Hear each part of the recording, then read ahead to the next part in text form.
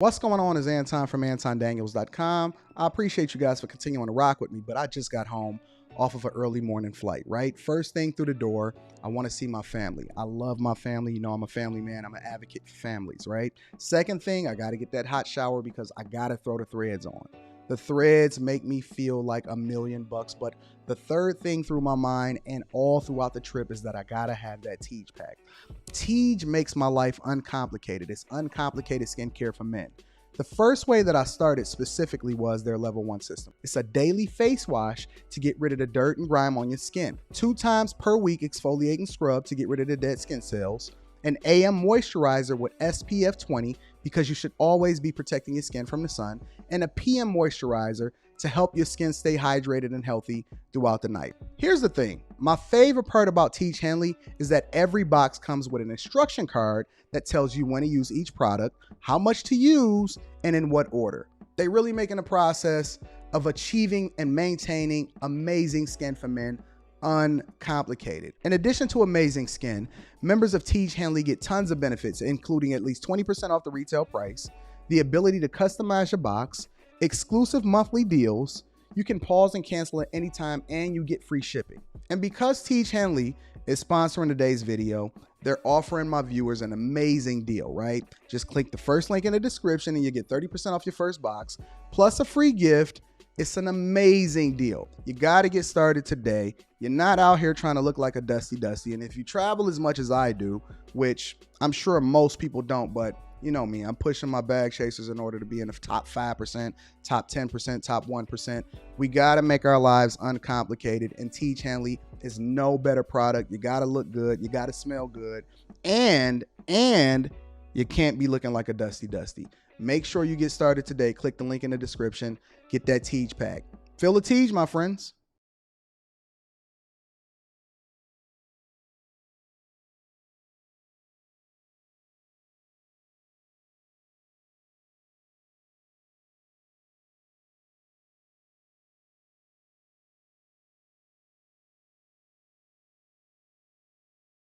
What's going on is Anton from AntonDaniels.com. I appreciate you guys for continuing to rock with me. Thank you for tuning in for another edition of the Millionaire Morning Show. I am your host, Anton Daniels. Man, I got some good news today. It is Thursday, Friday Eve. A lot of y'all was tuned into what it was that we was cooking up on the Anton Daniels channel yesterday. And everything is absolutely awesome. Let me tell you something, bro. I'm driving into the office today, and I'm going through and I'm trying to figure out, okay, who was left for me to actually have to send monies to? And so I'm contemplating it, and I'm going through my notes. So it's only one more person. Actually, it's 2 people. All right, everybody else should have all of the monies that we allocated to them to send them for pitching your business, and then me giving you money in order to ensure that you get your business popping, right? That you get your business started, or you can vet out whether or not you want your business set up. So it's only 2 people that I see on here. I see Albert. So Albert, you're out of the country. So I have to contact you and get you set up specifically to figure out another method of payment that I can send you. So that's not your fault. I'm going to get you taken care of. So shout out to Albert.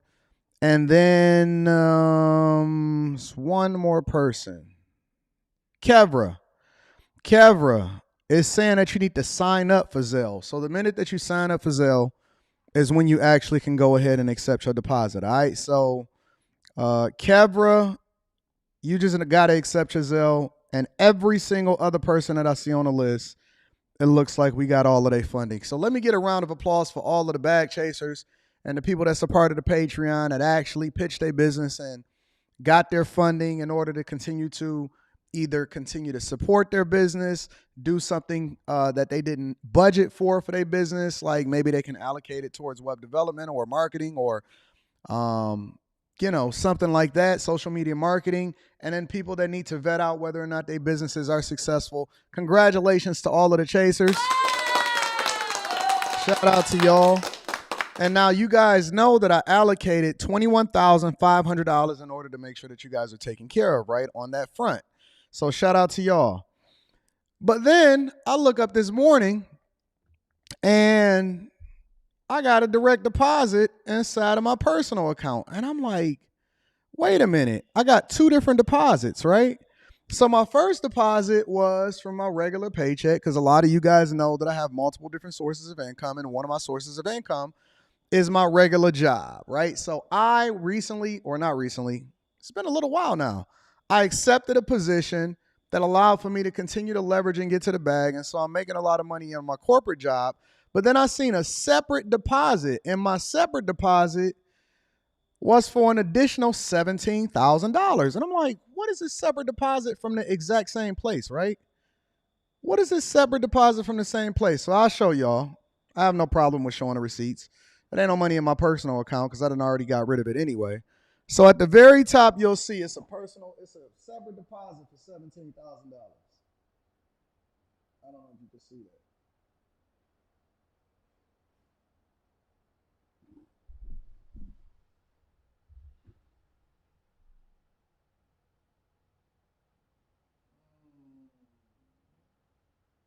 Come on, camera. So anyways, right there, $17,000.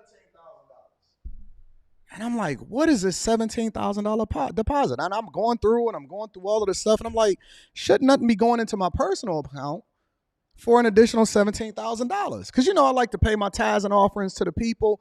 And that's one of the reasons why I do giveaways or I try to fund y'all businesses and all of that other type of stuff. So I'm going through 17,000. So I get here, but it's from my corporate job. It's a separate individual deposit of $17,000. So, Anton ain't trying to catch no felonies. I ain't trying to mistakenly be giving money back to people that made a mistake and gave it to me. So I go in and I check my pay stub. And so my pay stub, it says that it's a separate deposit, right? And I'm like, okay. So then I call HR. And HR is like, no, that's for you. That's an appreciation bonus that we just gave to you specifically because of all of the hard work and your dedication over into the building. So let me just say, let me give myself a round of applause. The actual amount was, I think it was like 25 bands or something like that. And, after 401k, which I'm completely thrown off from that because the way that I teach y'all to fund y'all 401k is all the way up into the last day of the year. And so I'm thrown off from my 401k because I was set to max out on my next paycheck, not this paycheck. So I'm trying to figure that out. But it's a good problem to have because it shows that there's nothing wrong with having a regular job.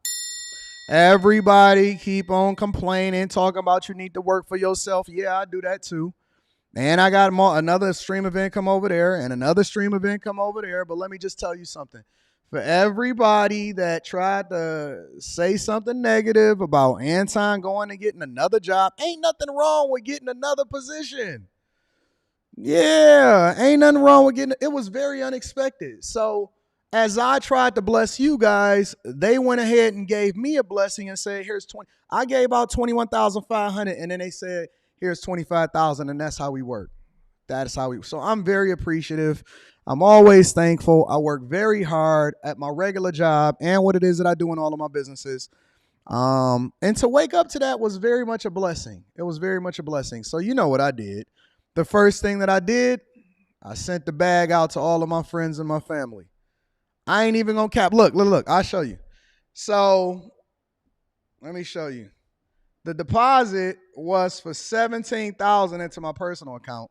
I don't mind caring because my goal is to go broke every single month. Y'all know that. And I gave y'all the context behind it and everything. So here was the deposit. Somebody said put your hand behind your phone. Okay. So that's the deposit, right? For $17,000. So now let me show you what my bank account is. Let me show you how much is in my personal bank account.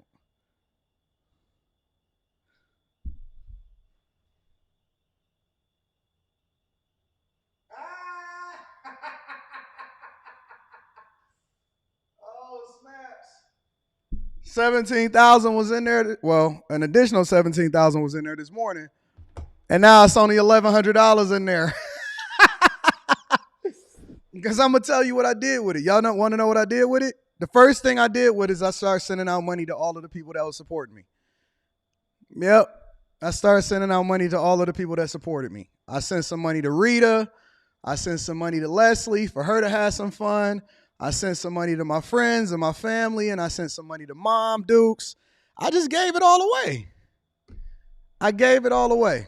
So I'm just very thankful and I'm very happy. I hope everybody is enjoying it and everybody is in a great space. So let me get a quick mental health check for all of the people that's in the chat. Let me get a quick mental health check to see where y'all at. I'm in a great mood, and so I want to know what kind of mood that y'all are in. I just want to see what the sentiment is before we get into the show. Let me get a quick mental health. One word, mental health check. Let me see what y'all feeling like in the chat. And then I'm going to read the super chats, and then we're going to go ahead and get started with the show. Let me get a mental health check in the chat to see what y'all feeling like. I see fantastic from Chef Home Slice. Shout out to Chef Home Slice in the building. Mike, that dude says grateful. I appreciate you. Grinding, grateful, vibrant, blessed, accomplished, grateful. Grind mode, wonderful, dope is joyous, blessed, happy, focused, grateful. Big up, bless up, awesome, uplifted, confused, vibing, strong, ready. Strong, ready, inspired, grateful, change, blessed but tired, good, creative, warrior, grateful, sharp. Let me see what else. Checking the account for time blessings. Motivated, blessed, balanced, sick, love, ready, optimistic, truly blessed, inspired, wonderful. Shout out to Messi. Decent. All right, I'm going to roll with that. Great, rebranding, happy, black, motivated, determined, blessed, grinding, surmountable, dangerous, receiving mood, still standing, what up, inspired, bag chasing, optimistic, momentous, strategic, wise, supportive, hopeful, grateful, optimistic, rejuvenated, improving. You are not a failure, J Clip, you are not a failure. Motivated, driven, focused, hopeful, so blessed, happy, exhausted, optimistic, happy, on top of the world, working. Shout out to my people that's in the chat. We are in a good mood. Trucking, happy. I see y'all better. Raw Authentic says she better, or they better. Hungry. All right. Ardent, accompanied, confused. What you confused about? Pushing forward. Shout out to my dog Ray Sean. Blessed, bag chasers. All right, let's get to it, y'all. So let me read some of the super chats, and then we're going to pop out, and we're going to have a great time. Faith Unfiltered says, money received. Money received. I'm documenting how I'll turn this 500 into 500 million. I'm here to provide the solutions, not just talk. Hashtag solutions-based business. Thanks, AD. It's just a token of appreciation. It wasn't much. Sending you 500. Shout out to Faith. She had a cause that she's trying to push forward, and so I said I'll pledge 500 to the cause. And then I sent her the money this morning. Shout out to Faith. I appreciate you, Faith. Shout out to my bag chasers. Link is to the Patreon is in the description as well as pinned to the top of the chat. John Doe is in the building, says just watched the live stream from last night. Shout out to you for becoming vegetarian. I feel incredible too. I've been vegetarian for 2 months and it feels amazing. Shout out to everybody that's on the same journey as me. Pat Gigatainment is in the building, says is there anything in the Patreon on affiliate marketing? No. Would you like for me to do a video on my thoughts on affiliate marketing and I can put that inside of the Patreon? I definitely will. Shout out to Pat Gigatainment. I'm going to add that to the list, my friend. And let me give a shout out to one of my greatest students of all time. My dog Ray Sean says Anton Daniels is a blessing to this world. I just got to shout out my dog Ray Sean. I think you paid off $75,000 in student loans this year in one payment. Ray Sean paid off. I got to brag on my chasers. Paid off. And I've been coaching Ray Sean for a little over a year, maybe 2 years now. Rayshawn paid off $75,000 in student loans, almost 100 bands total, in one payment. Shout out to Rayshawn.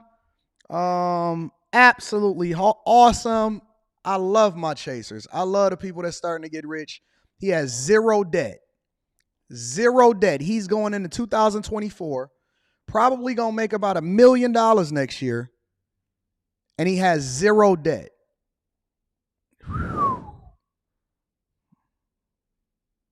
I love my people.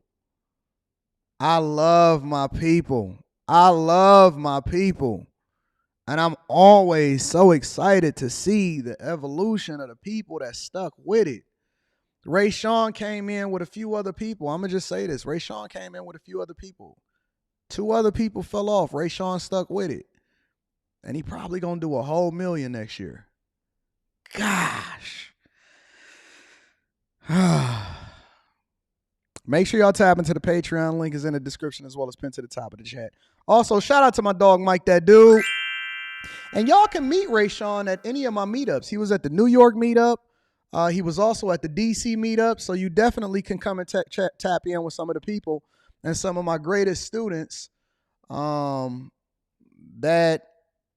have been winning. That have been winning for a long time. All right. So shout out to Mike, that dude. Thank you for continuing to hold me down, my friend. Y'all ready to get started with the show? Make sure you tap into the Patreon. Link is in the description as well as pinned to the top of the chat.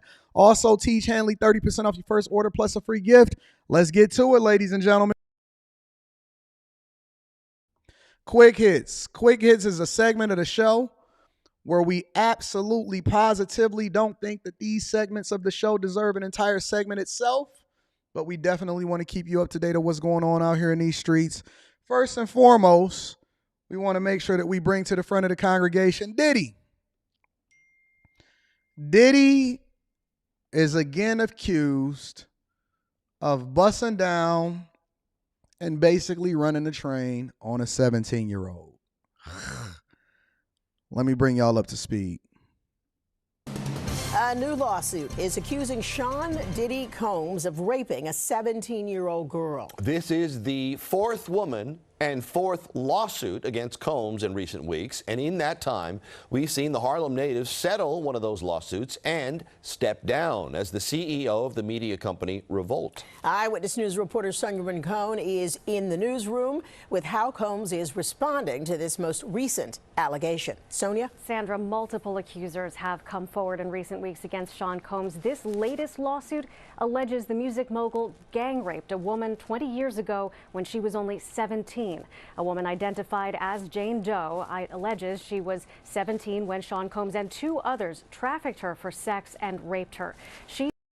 Word to the wise. Never let a woman, whether you're married or not, take a picture while sitting on your lap. You don't know what that picture is going to come back to do as far as biting you. She was living in Michigan in 2003 when her lawsuit says she met a man who claimed he was best friends with Combs and convinced her to fly with him to New York aboard a private jet to meet Combs at his recording studio. The lawsuit includes photos purportedly of Jane Doe with Combs in his studio.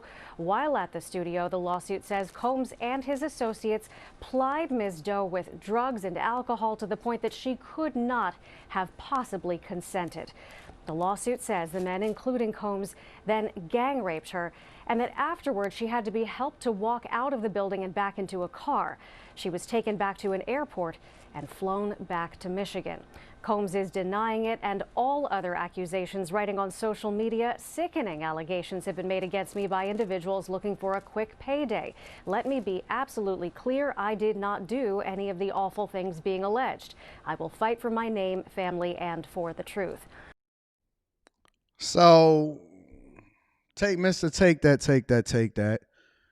Recently posted, he never said nothing. And Diddy, for let me give him some credit, he's one of the few celebrities that have never commented on anything that was controversial with regard to him, whether you go all the way back to the Tupac and Biggie situation or you come all the way up into today. So this was the first time that Diddy had a comment. I'm going to read your super chat shortly, Queen B. This is the first time that he had a comment, and he basically said, listen, I didn't do none of the stuff that they alleging that I did, so stop the cap. Everybody trying to get a payday. Cassie is the one that got the bag. She fleeced me as a result of it. And they trying to make sure that they get their money. And I'm going to continue to fight for my name. I'm going to continue to fight for what it is that I got going on and my legacy. And so all of these people that's looking to come up off of me, they lying. And I'm glad that he finally says something, because I'm going to be honest with you. By default, I do not believe the overwhelming majority of these people that's looking to come out and get a bag. I believe that Diddy is a nasty man. I believe that he's extra freaky. I believe that he could quite possibly be an underhanded businessman.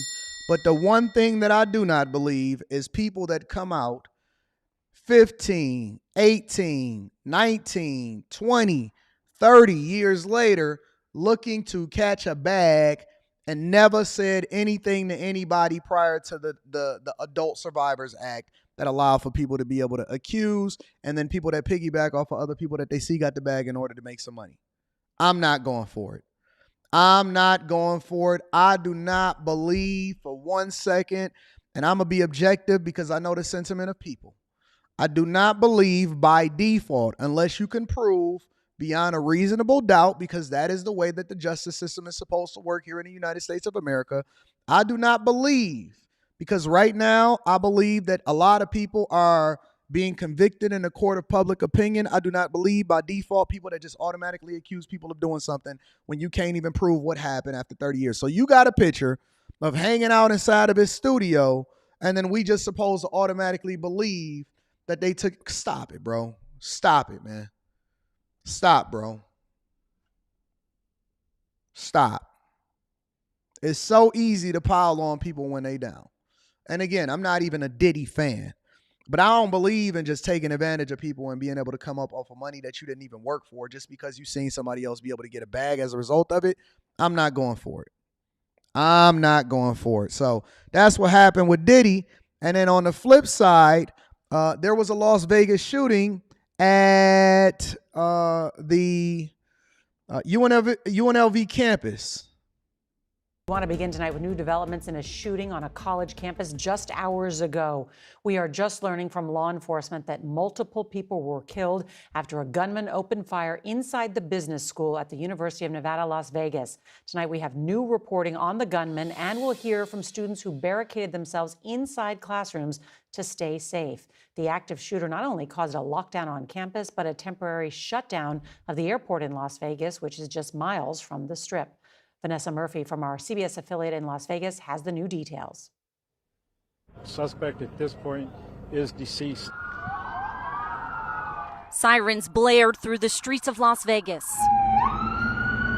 as officers responded to reports of an active shooter at UNLV shortly before noon. We have one patient right now.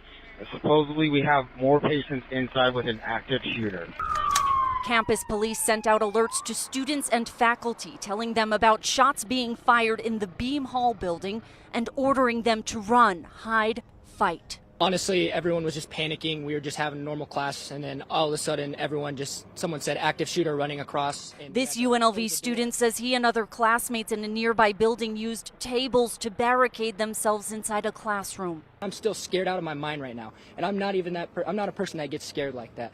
As the campus of more than 30,000 remained on lockdown, those off campus used their phones to keep in contact with panicked loved ones. Her teacher just locked up the room, said they're not letting nobody out. I wish I could trade spots right now because, no, that's crazy. She doesn't deserve to be in there right now. There's a lot of additional calls coming in that students hunkered down. They're afraid, they're scared.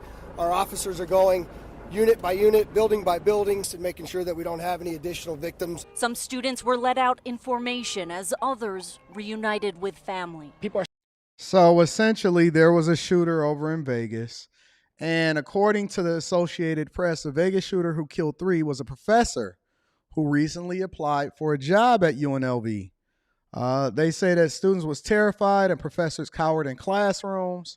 The gunman in Wednesday's shooting was a professor who had unsuccessfully sought a job at the school. A law enforcement official with direct knowledge of the investigated told the Associated Press.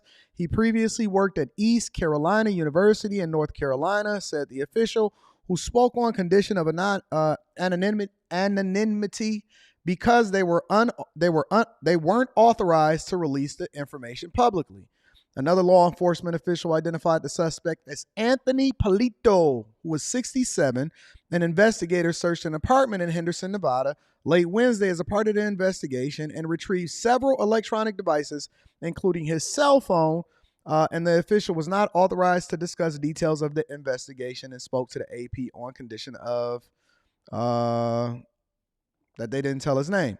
The attack was the worst shooting in the city since October 2017, when a gunman killed 60 people and wounded more than 400 after opening fire from a window of a room at the Mandalay Bay Casino on the world-famous Las Vegas Strip, only a couple miles from the UNLV campus. So that's what happened over in Vegas. Obviously, somebody who was a professor previously at another university applied for a job, and then they couldn't get it. And so as a result, they went on a rampage, and they decided to go and to take other people's lives that didn't have anything to do with it. Absolutely sick world that we live in. And then last but not least, apparently Deion Sanders and Tracy Edmonds broke up. Aww. Says the Colorado University football head coach Deion Sanders and Emmy-winning producer Tracy Edmonds have called off their engagement after 4 years. Okay, before we get into this story and before we start to move forward, let me ask y'all engagement queens a question. How long how long can you be engaged before we just say you just really girlfriend and boyfriend, you're not really getting married? How long do you stay engaged before you realize that you're not really going to get married, and the ring that they gave you was really just like a promise ring? It wasn't necessarily an engagement ring. You said they've been together for 13 years, engaged for 4? Really? Says to everyone, they announced something jointly, which I didn't even know that they was in a relationship. So, but obviously the ladies like to know what's going on out here in these streets.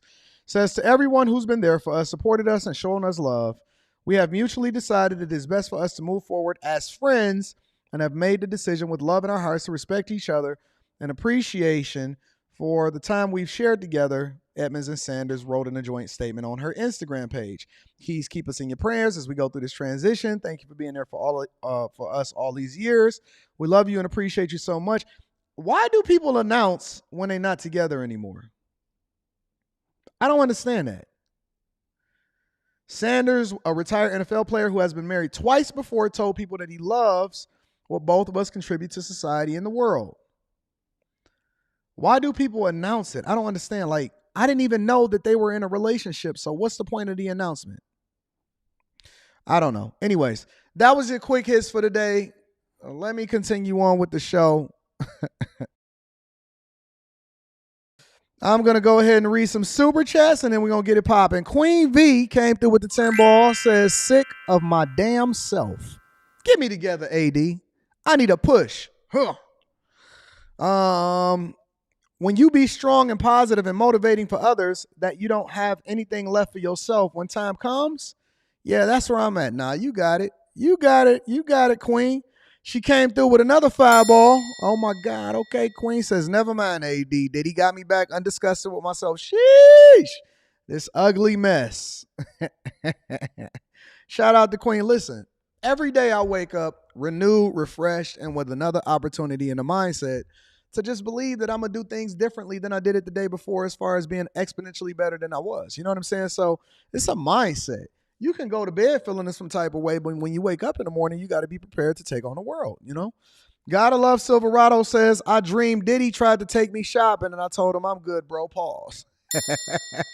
You might have a lawsuit on your hands just from your dream based off of what it is that we see happening out in these streets today. You know what I'm saying? Let me continue over with the show.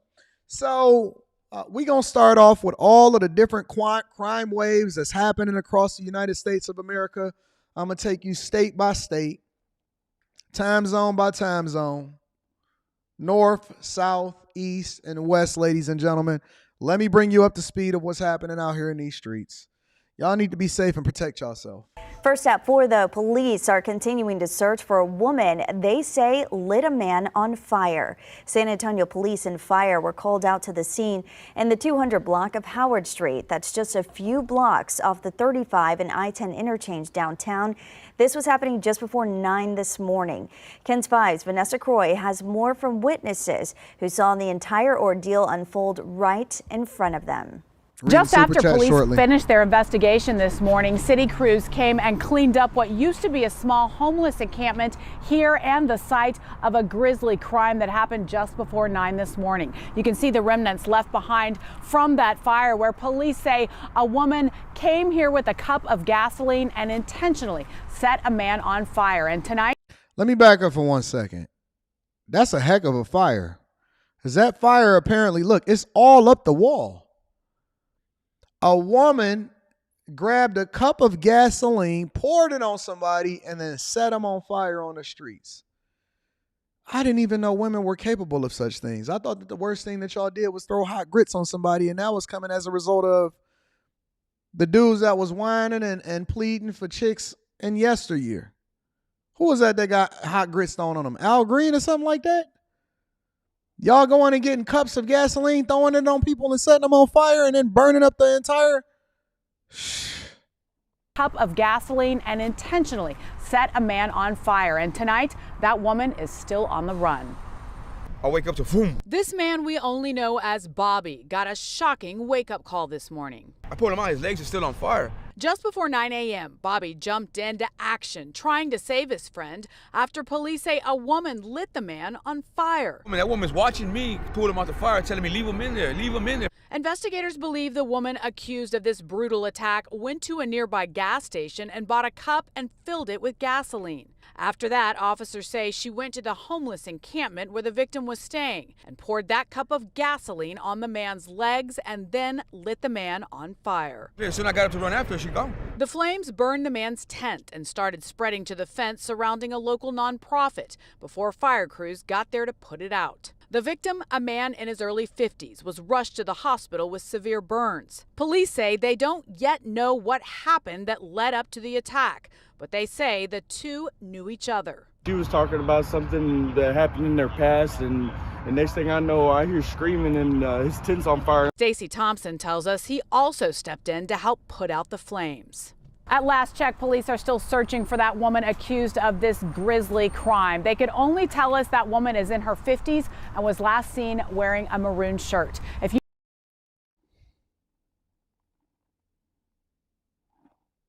Y'all telling me that demons don't exist? I thought that San Antonio was a relatively safe place, that women, the only thing that women cared about in San Antonio was churros. That's what Charles Barkley told me. Lately, San Antonio has been coming. You know, I had planned on taking a trip. San Antonio was going to be one of my 2024 stops. But now y'all got me questioning. Because every time that I find out what's going on in San Antonio, we're not necessarily talking about Victor Wembanyama that recently got drafted #1 in the NBA. That's rigged. We keep talking about all of these crazy women that's doing stuff over in San Antonio. Hey, we got anybody that's in the chat? We got over 1,400 people in climbing in here. Is there anybody in here?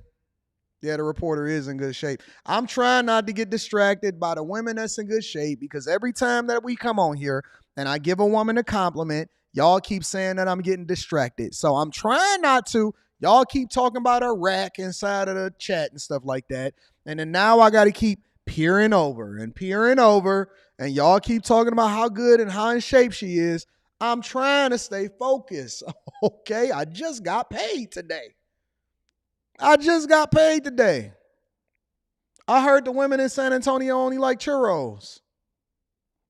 All right, let's continue. So we move over from San Antonio, and we're going to move over into our next city. WGN Shannon Halligan joins us now live with details. Shannon. Yeah, 24-year-old Brian Snyder of Chicago has been charged with conspiracy to commit robbery. In the 16-page criminal complaint, evidence from the FBI, ATF, and Chicago police paints a picture of the violent crimes prosecutors say Snyder conspired to commit. Brazen criminals robbed an armored truck in broad daylight. Video from this August heist outside a Lansing bank shows the suspects who demanded money from an employee. According to federal prosecutors, a group of criminals pulled off similar robberies 7 times since February. Let me give a word of advice to all of the criminals out here in these streets. Let's say you do a crime, and Anton is absolutely against crime, and I think that all criminals should be locked up and have to pay their debt to society. Let's say that you do a crime, right? And you get away with it. And then let's say you try the same crime again, and you get away with it. It's a strong possibility that by the time you get to 7 times, they gonna know who it is and they gonna figure it out and they gonna catch you. The problem with criminals is not that they didn't seize the opportunity to do something that they wasn't supposed to do in the first place. The problem with criminals is that they keep going back to the scene of the crime and thinking that they're gonna make a career out of stealing. I don't know nobody that had never stole out of Walmart that had only stole once. You just keep on having that crime of opportunity. First you stole some eggs because you didn't ring it up at the U scanner, right? And then you graduated over into a pair of socks. Next thing you know, you made an excuse for yourself and you told yourself that your daughter needed some new crayons. Now you over here trying to figure out how you can get some TVs out of Sam's Club. Listen. Stop stealing. And if you've ever done any stealing in your past and you didn't get caught, praise Jesus, ask God for forgiveness, somehow, some way pay it forward and make it right with people going forward in the future, and stop. Just stop. Why do y'all think that y'all gonna make a career out of theft or stealing or robbing or killing and all of this? You gonna go get caught eventually. Investigators showed in charging documents how they used cell phone triangulation, recorded phone calls from county jails, and DNA to track down 24-year-old Brian Snyder of Chicago. Are going to attract the attention. They got your DNA, they got you on camera, they got you on a scanner, they got the triangulation of what cell phones was in the area at that particular time, and they pinpointed you. They looked at your dreadlocks, and they wind up coming in your crib and arresting you. Now you embarrassing grandma. And really dogged efforts of law enforcement.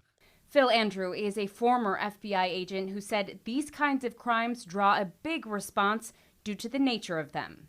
Armored truck robberies are not common, and they really do require kind of a sophisticated planning. Charging documents show the group, including Snyder, were linked to 7 armored truck or ATM robberies. Look what they did. They've been robbing people all year long, February 5th. And then look how dumb these idiots are. Let me tell y'all how stupid our people are. Not only did they rob multiple different times, but on February 5th, they hit it. August 16th, they moved over to Lansing. August 23rd, right, because February 5th, they hit it. I'm going to tell you the blueprint. They hit the truck. And then they was out here balling. They was tricking off. Yeah, we got our monies. Yeah. They got some bottles, some booths. They split up the money. It was only like $7,000 a piece. And then they started getting low on funds. And they didn't want to go and get a job. And they said, okay, well, listen, it's August. We're going to go ahead and hit it up again. And then they went over to August 23rd because they said, listen, we tricked off and we can always go and get some more. And then they hit Blue Island. And then September 5th, Homewood. September 19th, Chicago Heights. October 2nd. Look, they went back to Country Hill Clubs. And then November 17th, they went back again to Country Hill Clubs. Thank you for being stupid. Good robberies God. In the south suburbs. The string started in February of an armored truck in Country Club Hills. Investigators said in each incident, a vehicle was stolen using a key reprogrammer and then used to commit the robberies. In total, the robbers took off with nearly $250,000. But during this Chicago Heights robbery, the armored They said we high-value men. Truck driver slammed into the suspect's vehicle, and the thieves made off mostly with rolls of quarters. During the October 2nd Look at you. Only got away with some quarters. Now you got to do a quarter in prison. Robbery in Country Club Hills, a suspect shot at the truck driver, but security guards shot back. The group carjacked another driver to get away. Now you got after a search warrant. Now you got attempted murder. Look, you went from armed robbery to assault with a deadly weapon, attempted murder, fleeing and eluding, and now you facing 250 years, and you're gonna have to plead out to 75 years in prison, hoping you only do 50, and then you get out in 40 with good time. That's what your life look like now, and you got away with quarters. The minute that you let the gun go, now you got attempted murder, grand larceny. Now they're going to trump your charges up, and now you're going to jail for forever now. And you threw your whole life away so that you can trick in 2023, and then you can spend prison in 2024. Gathered robbery tools at Snyder's home, including rubber gloves, multiple firearms, and 6 cell phones. Andrew said the evidence gathered gives prosecutors a strong case. These were very serious and dangerous suspects, and that a very, very comprehensive and coordinated investigation has managed to result in this indictment. And it looks pretty strong in terms of its physical evidence and the DNA evidence. If convicted on the robbery conspiracy charge, Snyder could face up to 20 years in federal prison. Live in the newsroom. And then down south over in Florida don't play. The boys trying to get to the bag. Fentanyl to kill every person in Pinellas County is off the streets tonight, thanks to a massive drug bust from the Pinellas County Sheriff's Office. Fox 13's Kaylee Tracy is following this story for us and joins us live from the Pinellas County Sheriff's Office. And Kaylee, what can you tell us about this operation?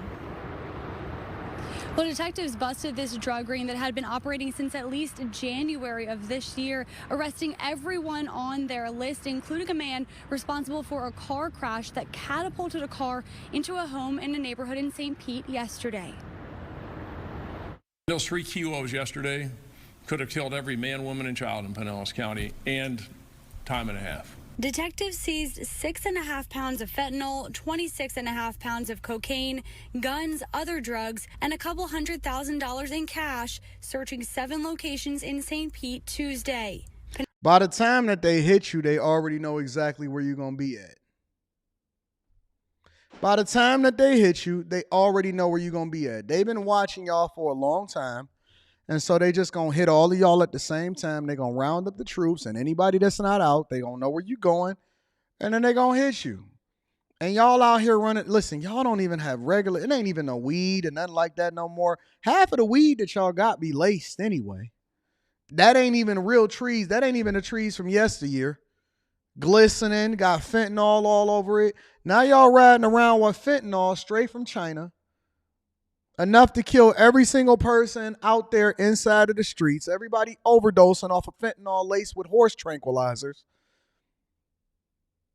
Let me ask y'all a question before we look at the rest of this video. I'm just curious. When y'all decide to do a life of crime, let's say you going out there and you're going to do white collar crime, or you're going to do some fraud, or you're going to sell drugs, or you're going to import fentanyl, or whatever it is that you got going on. And I'm just curious because I don't know what the mindset of a criminal is. When y'all decide to go in it, do y'all go in it with a goal like, man, I'm going to make $3 million, or if I could just get $6 million over in a Swiss bank account, or if I could wash enough to be able to have $5 million or $10 million by the time that, you know what I'm saying, I'm done, I'm out of the game for sure, and then I can go off and I can invest in my business, or I could just live a good life for the rest of my life, or I'm going to go overseas, or I'm going to be a passport bro. How come nobody actually has a goal when they decide to go out here and commit crime? They just commit crime relentlessly until there's a case pending, and then they got to go in the metal bracelets and they got to go out for the rest of their life. Is there a goal for the criminal? Do y'all have a threshold amount of money that you need to make? Do you just get extra greedy? What's up? What's the finesse?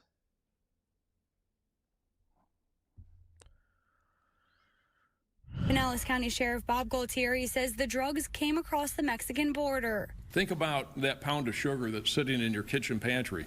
And this is 33 of those 1 pound bags. But this is poison. Look at them. Black, white, dreads, S curls. You got a woman on the side over there.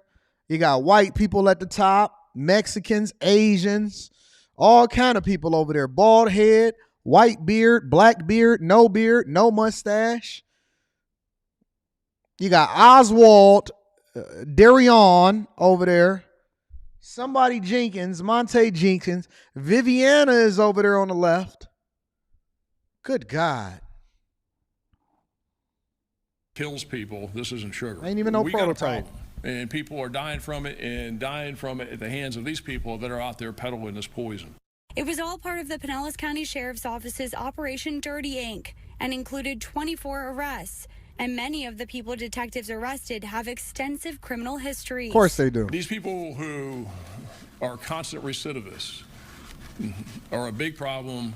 The system is not working. They'll be in that out. regard. Somebody gonna tell One them. of those Somebody people be out. is Desmond Hargrove. Detectives hope to Shout serve out a to search Desmond. warrant at Hargrove's business off of Gandy Boulevard early yesterday morning, but he left unexpectedly. They tried to stop his car and Hargrove sped away, going about 100 miles per hour, Sheriff Gualtieri says, before crashing into a parked car, catapulting it into a 5-year-old's bedroom. He, okay, not us, but her. 5-year-old was out there playing with his figurines, playing board games. See that? Playing board games, and next thing you know, it's a car coming through his bedroom. And it's all because of you, bro. But Hargrove is the one that put people in harm's way. He's the one that caused that by fleeing from the cops. And we took great steps to avoid that yesterday and had great success in the safety of this operation. But sometimes stupid people do stupid things, and he's a stupid person who did stupid stuff. Hargrove was the only one injured in that crash. Gualtieri says detectives used court-ordered wiretaps and electronic surveillance for the past 2 months to bust the drug ring. This investigation used money from the State Assistance for Fentanyl Eradication grant from that state level. That helps law enforcement agencies across Florida pay for drug trafficking operations like this one. FDLE stood up there with the sheriff today saying that grant is extremely important. As we saw today, just yesterday, they got all of those drugs, guns. Shout out to my dog Freezy. Streets. Shout out to my dog Freezy. I see you in the chat. I think that drug dealers are some of the most, let me make sure that I'm careful with my words here. I think that drug dealers and people that poison your community from the highest level all the way down to the bottom are some of the worst people for our community. Now, it doesn't mean that you can't come back from it or you can't be forgiven for it. But I think that as you continue to make people addicted to something that's not best for them, and then make sure that their lives and you're profiting off of somebody else's pain and you taking a soul. If you've never seen a dope fiend or somebody shivering or somebody that's on heroin trying to get that monkey off of their back and they got to keep taking heroin in order to continue to stay healthy or to have some semblance of normalcy, and then they addict them with these things and then continue to pump this into your communities and ruin your communities. I think that these are some of the worst people for it. And then they glorify it and you guys celebrate them and you make entire movies off of them. And then you turn them into cult heroes.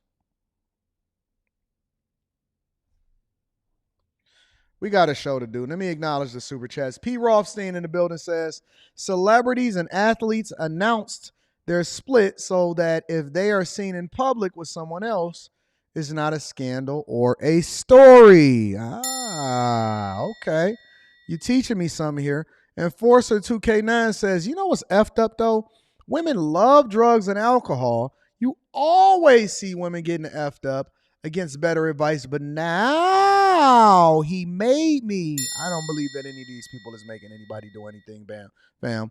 I don't believe it. Queen V is in the building, says, why do women downplay marriage? Talking about it's just a piece of paper.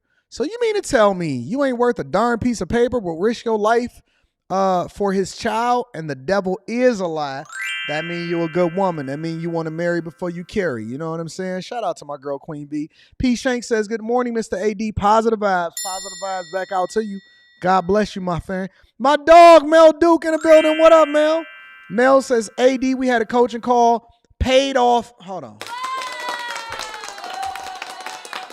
Paid off $20,000 in debt. Need to do more to get this money out here. Struggling with additional ways to do it, selling part of my shoe collection, but I believe I can do more. I'm ambitious. Mel Duke, why you ain't hit me back up? Look like we got more work that we need to do together because you took the first step in order to become successful. Make sure y'all tap into the Patreon. Link is in the description as well as pinned to the top of the chat. Can we get a round of applause for the bag chasers? Shout out to Mel Duke. Yeah, I love it. Let's move on to our next story. EA Sports. Shout out to Eric Adams. Eric Adams, I don't think that Eric Adams is reelectable. Well, at least that's what the polls say over in New York. Let me show you. Tonight, not good news for New York Mayor Adams. His approval rating has fallen to its lowest yet, just 28%, lower than any other mayor's approval rating in over a quarter of a century. Eric Adams' approval rating, according to New Yorkers. Now, if it's anybody that's in New York that's in the chat, because we got over 1,500 and growing that's in the chat right now. If there's anybody in New York that's in the chat that actually love and approve of the job that Eric Adams is doing, please make yourself known and say, I approve of what Eric Adams is doing over in New York, because his approval rating, according to the latest polls, is the lowest that it's ever been in a quarter of a century. So what is driving New Yorkers' unfavorable opinions? Eyewitness News reporter Jim Dolan takes a look. On a frigid street corner near Union Square tonight, a father and his children sit in the cold and ask for help. This is not new to New Yorkers, but to Wait. Let me back up for a minute. Y'all got y'all kids out there freezing in the cold, participating, and y'all ask for help so people can feel more pity for you? Come on, family. Come on, family. What we got going on out here? Y'all got y'all kids out there sitting in the cold now? Is that what we doing? in the cold and ask for help. This is not new to New Yorkers, but to many it is worse, and some are blaming Mayor Adams. Oh, he's doing an awful job. It has been a year of careening crises for Mayor Eric Adams. The flood of asylum seekers from the southern border has consumed his administration. So overwhelming, it has gutted budgets and diverted city workers. And Mayor Adams now is paying the price among voters. This is bad. In fact, it's the worst ever rating for a mayor. Yeah, a Quinnipiac College poll shows that a record 58% of registered New York City voters disapprove of the job Adams is doing. Just 28% approve. Among the most important issues, 72% disapprove of his handling of the homeless issue. 66% say he hasn't handled the migrant crisis well. And 60% say Adams, a former police officer, hasn't done enough about crime. Isn't that ironic that a former police officer and police captain got the trifecta and disapproval from the residents of New York? Number one, and I've already said this, homelessness. Whenever you are the biggest city and you got over 8.5 million people inside of the city, if you then say that homelessness is the biggest issue, and affordability, let's just go ahead and throw that in there while we at it. Homelessness is going to be your biggest issue, because if you have people sleeping on the street and that becomes a tourist attraction in itself, then that's going to be an issue. Trust me, I know. For a long time, Detroit was one of the urbex capitals of the world. What's urbex? Urban exploration, meaning people looking to come here in order to get footage from abandoned buildings until we started to address, tear down, or refurbish what was going on over here in the United States of America, right? And so that, obviously, the migrant crisis is going to be a big deal, because that then affects everything else that's a problem, right? You have less money to divert over into social services, which also affect what's happening with homelessness. Crime goes up because they're literally cutting the budget with sanitation and police officers. And they're saying that they can't have more police officers, even though crime is going up. And the criminals know this, just like the regular residents. And so the criminals now commit more crime, knowing that there's less police officers and a lower response time.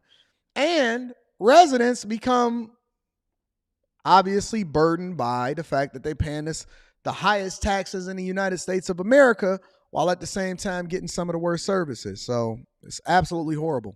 Hasn't done enough about crime. Clearly, one of the things that people are responding to is what they see around them: homelessness on the streets, fear of crime. A spokesman for the mayor said incorrect polls come out every day, but the real numbers can't be questioned, he said. Crime is down, jobs are up, the city is in a better place under Mayor Adams' leadership. Maybe, but the voters don't seem to be seeing that yet. It's messaging, but it's also how people feel. And right now, the large number of homeless on the street, the large number of there's obvious examples of people acting out of the subway, etc. They give people a sense of what the city is like. The homeless rate is high, the crime is high, and the train station, the transit, it's awful. I've always wanted to live in New York. I've always wanted to live in New York. One of my biggest dreams when I was coming up, when I was younger, was to live in New York. I always wanted to be somewhere working on Wall Street or something like that in a penthouse apartment over in New York. I'm pretty happy with how my life turned out and everything like that. But I've always wanted to be a New Yorker, even to the extent to where I was like, yo, I wouldn't even have to have a car in New York. I would be a part of the city, the culture, the fabric. As I've gotten older and as people like Eric Adams continued to ruin the fabric of the city, I'm no longer interested in trying to live in New York because I don't want to see rats in my penthouse apartment. You know what I'm saying? It was already enough that the weather was too cold, but it was a culture to where you could make an unlimited amount of money because of networking opportunities. And as long as you worked hard, and that was the dream that they sold you, that you would absolutely thrive over in New York. And you're willing to pay the extra taxes because you want to make sure that you continue to live the lifestyle. But based off of what I see now, New York ain't but a less than 2-hour flight to get there, and then I can come back home. I'm going to go ahead and head down to Miami, fam. I don't think that Florida is the greatest place to be right now either, but the weather is phenomenal, and you can separate yourself. And at the very least, you ain't got to worry about rats running up and down the street.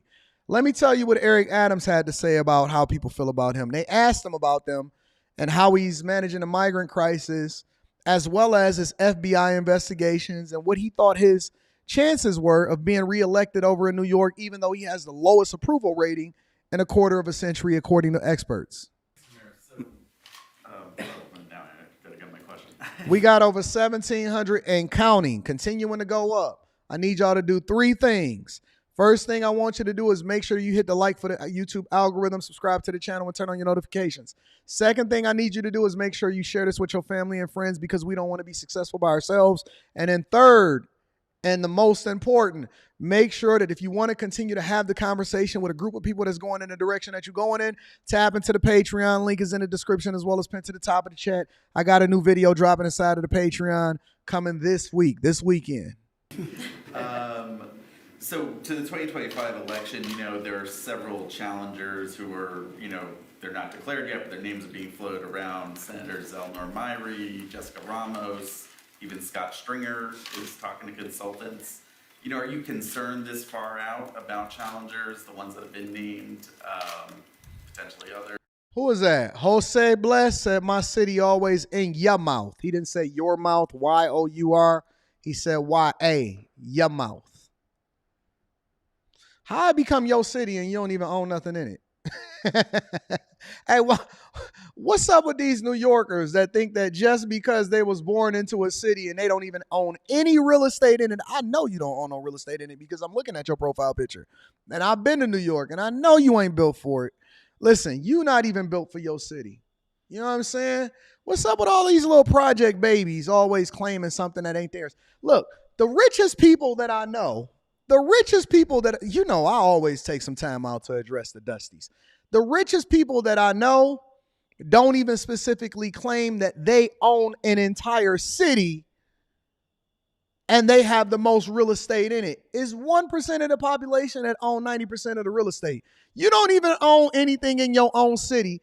As a matter of fact, you so dusty, I'm pretty sure that your housing is being subsidized by people like me that live in your city We have more of a vested interest in what's going on in your city than you do. I guarantee you I go over and spend more money over in New York and I pay more in taxes in New York than you do. I have more of a vested interest in seeing what's happening in New York and that Mayor Adams don't get reelected than you do. So you pump a couple drugs on your block and you continue to infect your people with bad things, and then all of a sudden it's your city. Fam, I'm more known in your city than you do. Bro, when I walk in your city, people be like, Anton, what up? I love the Millionaire Morning Show. I'm rocking with you. I love what it is, that interview that you did over there with Lamar Odom, and I see you over there rocking out with A-Verb, and then Rashad McCann's my guy. And yo, I seen that interview you did with Lamar Odom. You know he from the city and such and such and such. Yo, me and you, I can walk down your street, you can walk down your street, and I get more love in your city than you do. I come to your city every year at least 2 or 3 times a year, and I get more love in your city than you do. It's not your city, it's my city. It's my city. It's my city, me, Raekwon, Ghostface Killer, Method Man. I don't know about Diddy no more. I don't know if he run a city. Take that, take that, take that. It's my city. I got more love in New York than you do. Most of y'all that actually is from New York can't even walk down y'all own streets without feeling a little bit scared. Y'all gotta wear ski masks that they banned over in Philadelphia. What's my man name that just got shot up over in New York City? Hassan Campbell can't even walk down his own street over in New York City. What is you talking about? They don't pay no attention to you. Family, they don't pay no attention to you at all. It's me, the Wu-Tang Clan, and the people that live on Billionaires Row. All the rest of y'all, get on out of here with that, man. Don't nobody want to hear that. Get your little dusty self out of here and keep talking about your city. That ain't your city. It's my city. Now, let me get back to what Mayor Adams was talking about. And also, do you think your FBI investigation into your campaign and also, your recent budget cuts leave you in a somewhat weaker position going into this election? If you send this far out, I go back to my Senate days when I got sworn into Senate. I said January 1st, 2022, I'm going to be the mayor of the city of New York. When I became borough president, I stated that I'm going to do this for 8 years, and then I'm going to be the mayor. So if you're not planning your career, shame on you. But, running for mayor and managing a city of this level of complexity is different from having an idea. You have to actually be able to execute all the layers of doing so. And, those of you who carried the race, do you remember that day when that guy had me by 13 points in the poll? Andrew Yang, he was. Shout out to the Yang Gang. I actually like the Yang Gang. I don't know how Mayor Eric Adams beat Andrew Yang, but they said that Andrew Yang was leading Eric Adams by 13 points. Hey, this guy is so arrogant, which I actually love. Let me give a round of applause for Eric Adams.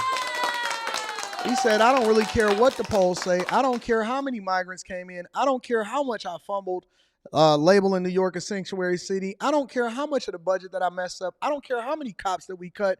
I don't care how much sanitation that we removed from the city. I don't care if Cardi B was talking about me. I'm going to win because New Yorkers love Eric Adams. Talk your talk, big dog. So happy on skateboards and, cherry-faced, and all of a sudden, people heard my message, and those 13 points went to 1 point, and then all of a sudden I was up. This is the game of politics. And some people are going to politicize this moment. I have to govern this city.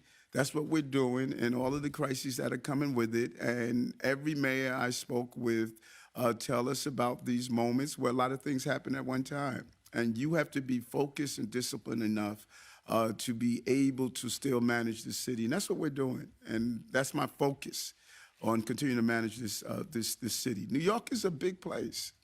Talk your talk then, Eric. He said, I don't care nothing about what y'all talking about or what the polls say. The people love me over in New York. Let me read some of these super chats and then we're going to continue over because they calling for Chicago's Brandon Johnson's job now. All of the aldermen is starting to turn against him. We need to go and have that conversation. Steve Laponte says, follow the money, then you can root it out. Nope. Then you're going to start to get clipped because everybody don't want you following the money. J Dubs with the 10 ball says, why are we celebrating Ashanti and Nelly like he put a ring on her finger? Facts. He knocked her up and we're screaming, yes, boo, proud of you. God help us all. Thank you, J Dub. And I didn't even know that Ashanti was pregnant. Thank y'all for filling me in. Steve Laponte says, are you all surprised Adams was a desk cop in NYPD? I don't know nothing about Adams outside of the fact that he just got accused by a chick from 1993 and they said that he was rubbing on her booty. Enforcer 2K9 says a drug dealer wouldn't be in business if there weren't buyers. No, we're not going to go with that. That's like saying the strippers wouldn't be in business if it wasn't people that was paying for the pud. It doesn't absolve you of the responsibility of getting on the pole, my friend. Says it's not his fault. They didn't listen to just say no. They just made a choice. So it's not the drug dealer's fault to still sell drugs even though the people were the buyers? All right. So if I got people that are willing to be finessed, does that mean that I still don't have an obligation to not finesse them? Yes, you still should be held accountable for buying drugs. But you also have to be held accountable for selling them. Two things could be true at the same time. All right. Bilderberg Boys in the building says, good morning, AD. NYC is trash, man. Says, if you want to hear the city, if you want to be near the city of Inglewood, Cliffs is the move. We have lower taxes, the American Dream Mall, Teterboro Airport, and Eddie Murphy Old Mansion is in the neighborhood. Okay, Bilderberg Boy is out here pitching. I see you, big dog. Shout out to all of my people out there. I appreciate y'all. Make sure y'all hit a like for the algorithm, subscribe to the channel, and turn on your notifications. We're going to continue to rock out. Let's talk about the people of Chicago. I think that we can kind of sniff out what's going on in Chicago pretty well. I'm more familiar with Chicago than a lot of Chicagoans are familiar with Chicago. But people, the aldermen, they're not necessarily calling for the Illinois governor's job. They're only calling for Eric Adams' job. Let's deep dive into it, ladies and gentlemen. Now, NBC5 investigates more fallout tonight over the scrapped plans to use a Brighton Park location to house migrants. Yeah, the state put an end to that project. 3 Chicago aldermen are now calling for the resignations of several officials from Mayor Brandon Johnson's administration. Our investigative reporter Bennett Haberly is here now with a reaction of sorts from the mayor's office. Yeah, Stephen and Allison, it took the mayor's office less than an hour to essentially reject that request from the alders, but those 3 aldermen. So it take them an hour to respond to the alders. It's over 50 aldermen. But when I put a call into the mayor's office, I don't get no response. Okay, all right. Who drafted this letter say they want to hold public hearings now about what they call the failures from the mayor's office to address the migrant crisis. He ain't been in there but for 6 months. It was mostly quiet near 38th in California Wednesday morning. No workers, no construction, no activity 1 day after the state scrapped plans to turn this once vacant lot into a base camp for up to 2,000 migrants. The reason? Concerns over contaminants found in the soil and what the Illinois EPA called an insufficient amount of testing and remediation done by the city's contractors. This is a disaster and a catastrophe that we need answers to. Alderman. Oh, snaps. That's that same alderman. Is that the one that I was talking about? The vampire in Brooklyn looking dude? He got that leather jacket on. You know, certain leather don't really hold up that well. His look like he got a good grade of leather. He might have got his from Saks Fifth Avenue. He got that white shirt on. He got his beard taken care of. I see you, alderman. He got his hair slicked back. I wonder if he's going to try to take his spot in the next election. But certain leather, it just don't hold up the same. It get hard. Maybe it's like that leather mixed with plastic or something like that. I used to have one of them jackets when I was younger. It didn't hold up as well as his is holding up. Need answers to. Alderman Anthony Beal, Ray Lopez, and Anthony Napolitano drafted this letter calling for the resignation of 7 Johnson administration officials, saying taxpayer funds were wasted. A lot of people in the city of Chicago aren't on board with this to begin with. So if we're not doing it the right way, if we're not doing it the proper way, people need to be held accountable for this. In a statement, the mayor's office rejected the request, saying the letter was not serious correspondence. The mayor choosing to dismiss our request shows just how stubborn he is and remains. Oh, come on, Ray Lopez. Shut it up. This is all just a dog and pony show. You know that he not going. What do you mean take your request serious? So you want him and his administration to resign? And then you're going to come on and say, oh, you know what? The mayor's request to be able to. No. What's going on, Ray? What you got going on, Ray? Let me hear what you got to say. Ray Lopez. True to a lost cause. It's still not clear where the next base camp might be. A site near 115th and Halstead is being considered. The city inked the 6-month land use deal for the Brighton Park site in October, which could have meant spending up to $548,000 in lease payments. At the time, the mayor's office said language in the contract allowed the city to get out of the deal. NBC5 Investigates asked about that on Wednesday, and the mayor's office says there are no updates, as that's still under review. They failed, and they should have been looking for a more sustainable solution starting May 15th when he took office, and not waiting until December 6th to get their story straight. Another alderman called the alder's letter misguided and said it doesn't address the crisis at hand, finding a way to get migrants off the street as winter approaches. What we see in the city of Chicago. The 15th Ward office of Alderman Raymond Lopez. To speak to someone during normal business hours, please press 1. Para hablar con alguien durante las horas normales de trabajo. Your call is being transferred. Good morning. Thank you for calling the 15th Ward office of Alderman Raymond Lopez. How may I help you? Hi, my name is Anton Daniels, and I'm a YouTuber, and I'm kind of sort of doing a little bit of a research and trying to get some insight into Ray Lopez's thoughts on what's going on in Chicago, especially with regard to the migrant crisis and things like that. I was wondering, is it possible for me to be able to speak or ask any questions with him with regard to that? You can. Actually, if you can send me a short email of what kind of meeting you're looking for, I can actually. Well, it's just a quick conversation. I don't need to have a whole meeting or anything like that. Do I still have to go through the process? Yes. Just so I can, get your information and then put it on a schedule and see what works out better for you. Let me know what time, what day, I need to make sure that he's. I'd love to be able to even. I do a YouTube live show, and it usually generates thousands of people a day during a live stream. I'd love to be able to have him on if that's possible. Yeah. Why don't you send me a quick email with all that wonderful information, and then I can help you put it on the schedule. Okay, great. So I'll send that out to you. I'll try to get that out to you by tomorrow morning, and then I'll be looking forward to you guys. Yep. And what is your email address? Is it on a website? No, I'll give it to you, Brenda, Brenda. Okay. That's Camacho, CAMACHO, at cityofchicago.org. Okay. All right, so I'll get that out to you by tomorrow morning, and I'll see if I can get that set up. Okay, Mr. Daniels, I'll wait for your email. I'm looking forward to You got to look out for me, Brenda. I will. I need you, baby. I got you. All right, baby girl. I'm going to send that to you. All righty. Okay. Thank you, love. Take care. You're welcome. All right, bye. Bye-bye. I need to know what's going on out here in the city of Chicago.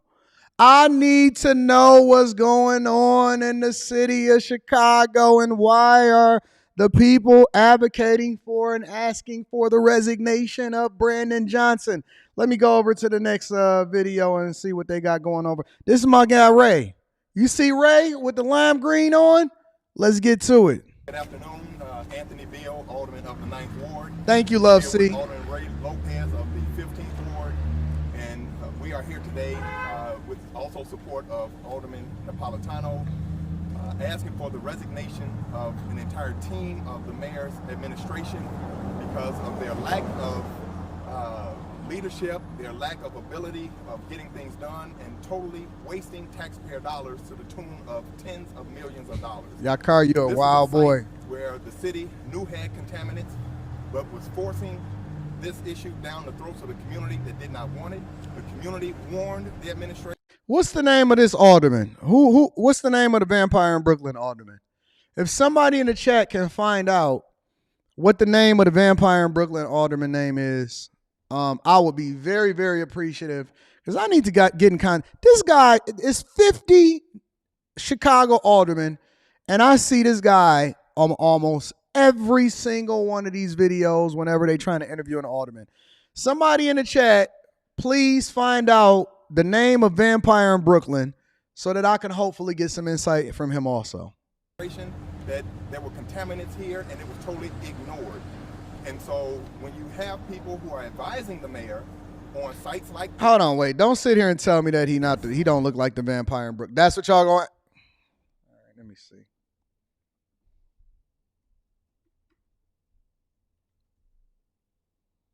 I don't know why y'all make me do this. Vampire in Brooklyn. So you telling me he don't look like this?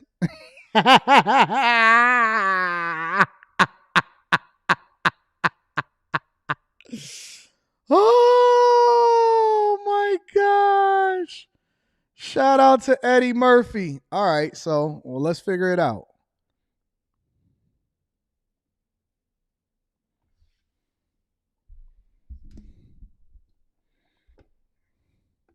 Same beard, same hair. All he need is the fangs. It's the same person. It's the exact same person. This is the vampire in Brooklyn, bro. You know how I remember people?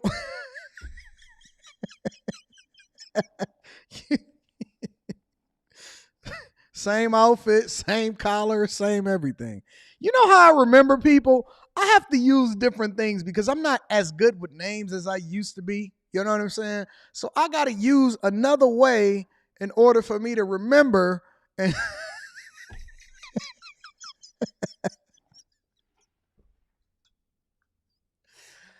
oh, I have to use another way for me to figure out or to remember certain people, and it resonates. So when I see him, the first thing that I think is, the blood. You know what I'm saying? So shout out to the vampire in Brooklyn. Let's see if he got something relevant for us to say. If somebody find out this alderman's name, so and look, if you put in vampire in Brooklyn alderman, it's not gonna come up. So don't look it up that way. Go through, find a different alderman in New York, Chicago, and then tell me what this guy's name because I need to know who it is. He got some good hair. He's got his mama hair. making decisions on sites like this that are putting people in harm's way is doing a total disservice to the people of the city of Chicago. All right. We don't want to hear that part. We don't want to hear that part. The first thing I want to say is I'm asking for the resignation of Mayor Brandon Johnson. He needs to resign. He needs to resign now. There needs to be a special election so we can get a mayor who can handle the city of Chicago. Mayor Johnson has proved that he's incompetent. His name is Anthony Bill. Shout out to the people. I appreciate you, Anthony Bill.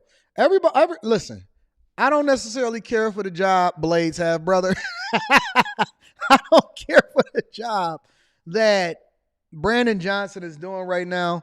But I think that most of these people are actually just clout chasing. I think that most of these people are clout chasing. All of these people is just trying to get a leg up. You got this Italian mob boss right here. I guess he another alderman. Got an Italian mob boss over here pitching. Has no sense of style. Got his Ray-Bans on with the Ray-Bans still in the shade of the glasses. And now he calling for the resignation also. Okay. That he has no communication with any other units of government, let alone this community or any other communities. And we need somebody that can keep a handle on this crisis. The second thing I'm asking for, we already know that the governor and EPA say there can be no construction on this site. But we've known this since 2000. Hi, I was trying to figure out if it's possible. My name is Anton Daniels. I'm a YouTuber, and I do a live show. And often at times I have a lot of people that's watching the show. And so I'm really interested in, and I've been fascinated about what's going on in Chicago, especially with regard to the migrant crisis and Anthony Bill's recent call for the resignation of Brandon Johnson. And so I was wondering if it's possible to get a comment from him or speak to him, or even at some point, in addition to that, schedule him for a live to see what his thoughts are. Okay, so you an email you can send to his scheduler. Okay. So let me know when you're ready. I'm ready. Ward, W-A-R-D. Ward. Ward 09. 09. At City of Chicago. Mm-hmm. .org. Got you. And it wasn't for the mayor, it was for the staff regarding the Yeah. It was the 3 signatures for the staff and everything like that. Yep, I'm familiar. right now for the mayor. Okay. Absolutely. Okay. All right. But just send it to her email, and then she will definitely pull it and get back to you. Thank you, love. What's your name? Carla. I think you called before, haven't you? I don't know. Have I? That must have been somebody else. I think you have. Maybe somebody else. A couple of YouTube stations called. Oh, so they trying to take my play now, huh? Well, this was a while back, and when you said YouTube, I said, wait, I think I spoke to someone regarding YouTube. Let me tell you something, Carla. You and Anton Daniels are going to become best friends. And and I just love your voice, and I think that you are the sweetest one. And they must be paying you really well over there, Carla. Yeah, no attention. I'm just kidding. I'm kidding. I love my job. Yes, no, I love my job. But I thank you very much for the compliment, and make sure you email her, okay? I got you, Carla. Thank you, love. All right, have a great day. And if I don't talk to you, have a great holiday. All right, you too, love. Okay, thanks. All right, bye. I can't believe it. I ain't never called Alderman Brooklyn before, but now y'all trying to take my play? Oh, okay. You dirty YouTubers are out here trying to finesse and take what it is that I do, and you want to do what you want to do when you want to do it. Okay. I get it. You want to replace me, huh? You want to take my play. You want to take my vibes. You want to do what I do? Is that what you want to do? Okay, I got you, YouTubers. Let's see what this Italian mob boss is saying about the administration and Brandon Johnson. At least, when they EPA issued a letter, what the city has, that says that you cannot just do 6 inches deep with gravel, which a child can dig up. They had to go 3 feet down or more and put virgin soil, clean soil, or concrete. We've known this for a while. Now, Alderman Cardenas, who was elected in 2003, and even Alderman Frias, who was elected before that in 1995, both knew this site was toxic. Alderman Cardenas, around 2007-8, tried to put a school here, and he was told no. They tried to put a park here. They were told no. Yeah. This was known by the city of Chicago. There's institutional knowledge. Now we've learned how toxic and contaminated this is. This guy can't even talk. Who is this guy? Let me see this guy. Who is this guy? He don't even know how to communicate effectively. And how did he get a news crew? First of all, some of these residents and myself were going to be filing in the EPA another complaint and asked to join into the EPA situation. We must file a complaint with the EPA. This site must be cleaned up, not just for the migrants, who my heart goes out to, who they wanted to live on toxic land, but to the residents. This is what, 30 to 50 feet that way? 15 feet that way to houses, businesses. We're not far from a church, from a school. And you want to have this toxic site that you haven't cleaned up in decades? That was zinc smelt. It was for the railroad. That had hazmat sites. This needs to be cleaned up for the community now. Hey, somebody tell me who this Italian mob boss is. Seriously. This is bad. Chicago, y'all got to do better. Chicago, if this is what y'all using to manage what's going on out in the city, and if this is what is representing y'all, yeah, Joe Pesci from My Cousin Vinny. That is Joe Pesci from my cousin Vinny.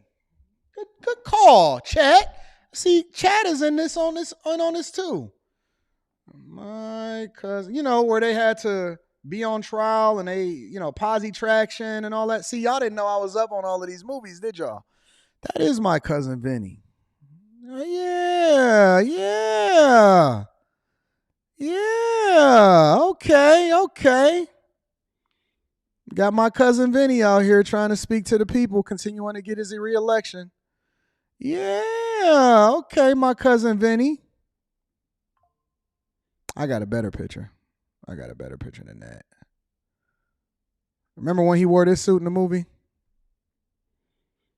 Yeah. So my cousin Vinny want to come out here and give a speech to the people like we don't know what's going on. How come none of these people actually hold the governor accountable?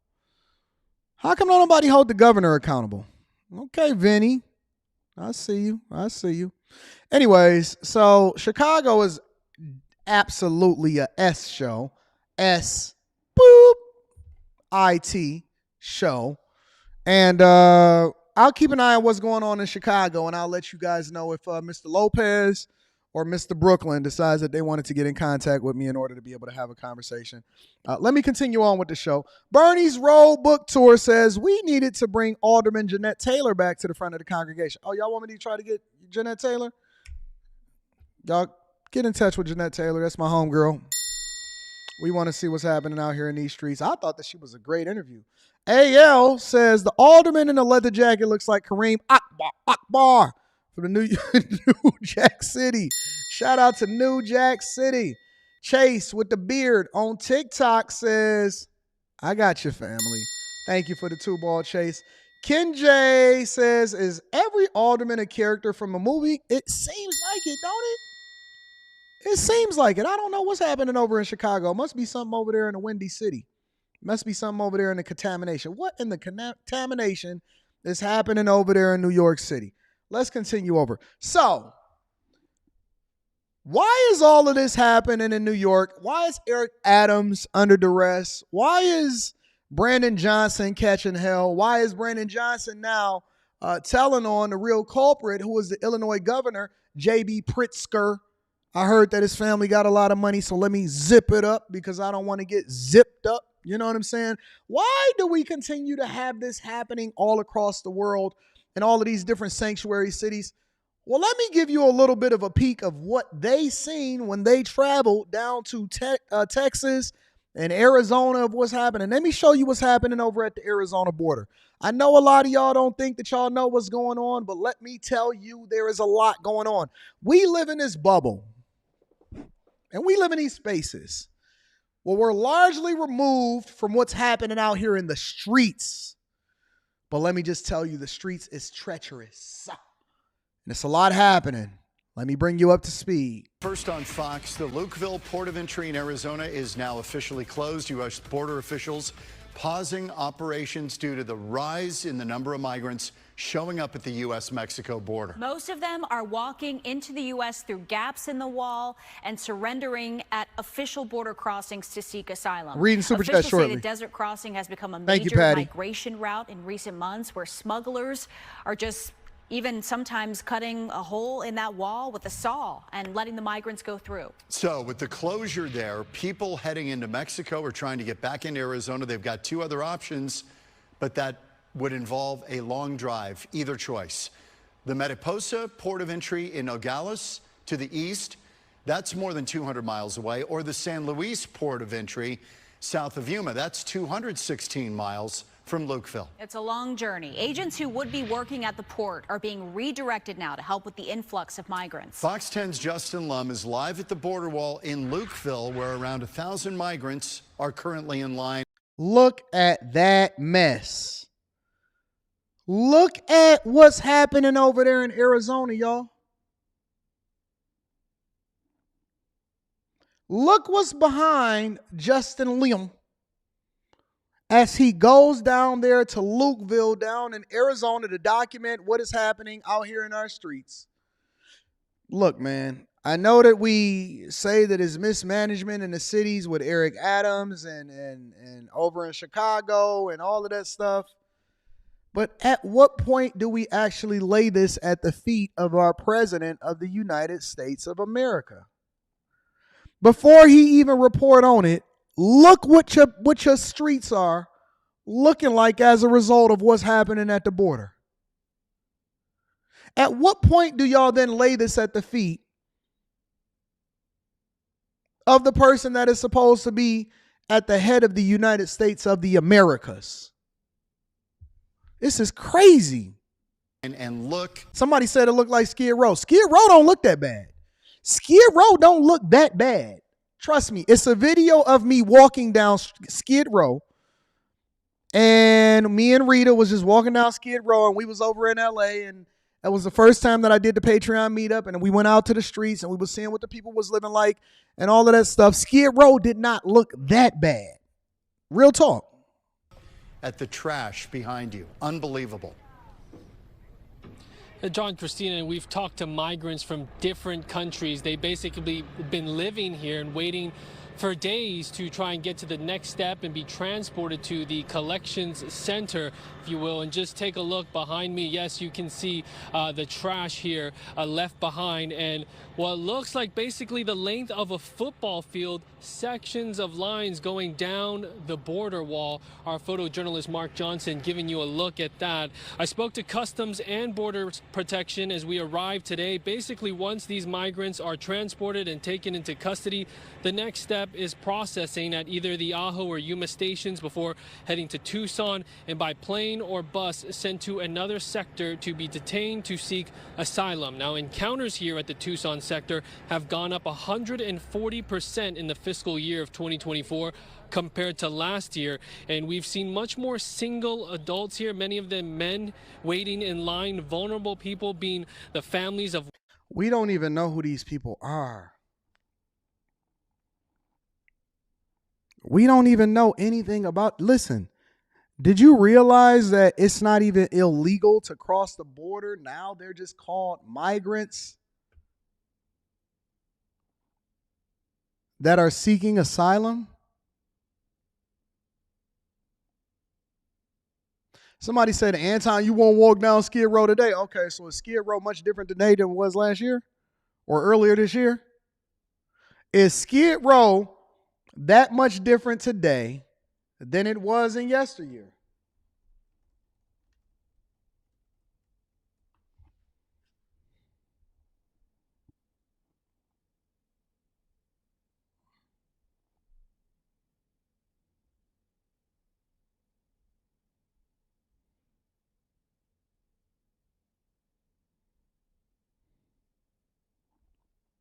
Women and children took priority here, and they are been now taken away about a couple of hours ago. We saw them.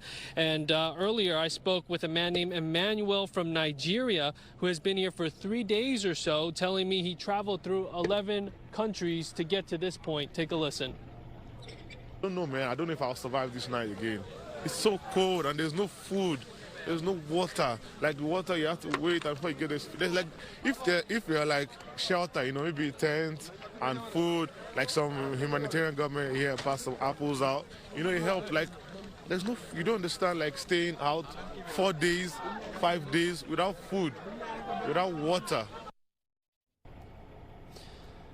Back out here live, you've seen the trash here. This has basically become a campsite for these migrants who have been collecting firewood because it does get so cold at night. They've been sharing crackers, granola bars, and snacks, things like that. Also cheering when the line gets closer to the front so they can move on to the next step of processing. Now, Governor Katie Hobbs did speak to the press earlier today, and specifically about the Lukeville port of entry. She said that she would not be sending any state resources here and that the federal government needed to step up and address the border crisis. John, Christina? Don't y'all realize that Biden is not coming to save y'all? Growing crisis at the border with the influx of migrants trying to get into the U.S. has now forced the closure of a major border crossing in southern Arizona. Yeah, we're seeing record numbers of people coming across. This is an election year. We are a purple state, and you would think something will be done, but that's not happening. What's a purple state? What's a purple state? I'm just curious. What the hell is a purple state? I'll look it up. The opposite is happening. The Lukeville port of entry is now shut down because of this surge of immigrants. So if you're trying to get to Rocky Point, Daniel Miller, they got a whole lot longer to get there and a little bit more. Okay, so it's a state where it's basically it can go either way. It can go Democrat or it can go Republican. All right, I got you. Involved. Yes, that is absolutely right. I want to turn the camera around really quick. So this is about 200 migrants who crossed illegally here into the state. They have been waiting here all morning, and they just announced over the loudspeaker that this port of entry is closed. The operations are closed. So they just opened the gate, and that is what is happening out here at this port of entry. So as far as vehicles, anybody crossing in or out of the state, that is not allowed. All of this started early this morning. It was put out by the CBP Office of Field Operations. They were saying that it will temporarily suspend operations here in Lukeville, Arizona, in order to redirect personnel to assist the U.S. Border Patrol with taking migrants into custody. Both northbound and southbound pedestrian and vehicle traffic at Lukeville Port of Entry will be suspended until further notice. So y'all just go ahead and walk? That's what we doing? Hoppo, who are these people? Who are these people? Hoppo, who are these people?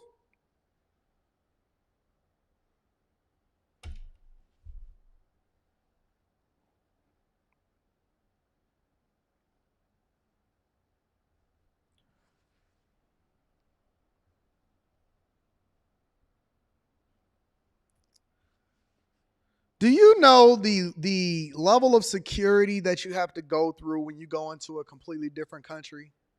Even if I fly in, they go in, they check your passport, they ask you why you there, the whole 9 yards. It's much more difficult for me to fly from as an American over into a completely different country than for them to just walk over here. What the heck is going on in this city? In this country? So as far as people coming here from the state of Arizona trying to cross over into Mexico, we have been here all morning long. We have not seen anybody. So it definitely seems that people are taking the word. This was announced just on Friday, so people had the weekend Who to are all of these men? Rearrange their travel plans if that was so necessary. So there is just one gas station right here, and it is completely closed down as well. It says until further notice. That is because it is closed here in this area. We do know that there is just about 30 miles away is the nearest kind of town, as well as another gas station. So everybody is definitely taking that warning. It is pretty desolate out here. There is really nothing in this vicinity. Not a lot of people trying to come to this area. But yeah, the only thing that we have seen so far, there were about 200 people here, according to a Border Patrol agent. We also saw 2 buses pull up. They were filled completely with the migrants waiting to cross over here, and those buses are now gone. The Border Patrol agent was telling me that they are processed right here, and then they are taken to other parts of our state. So as far as those people who the gate just opened right there, I am not sure exactly where they will be going, because I know all the other people were waiting to be processed. They were processed and put on those buses. So not 100%. I am trying to talk to Border Patrol out here. A lot of these agents continue to say they just can't give me any information. They cannot talk to me. So trying to get more answers as to exactly what's happening. Can you guys walk over there? I am not sure, Troy. I have no. Yeah. I'm trying to. Are they boarding? Are they boarding a bus, or are they walking into a building? Is there another building back there? No, there's no building. Nope, that is just plain barren desert. There was just that one massive bus. There was also 2 smaller vans that pulled up. They did take people. What is happening in the United States of America? Well, this is crazy. I have never seen no junk like this before in my entire life.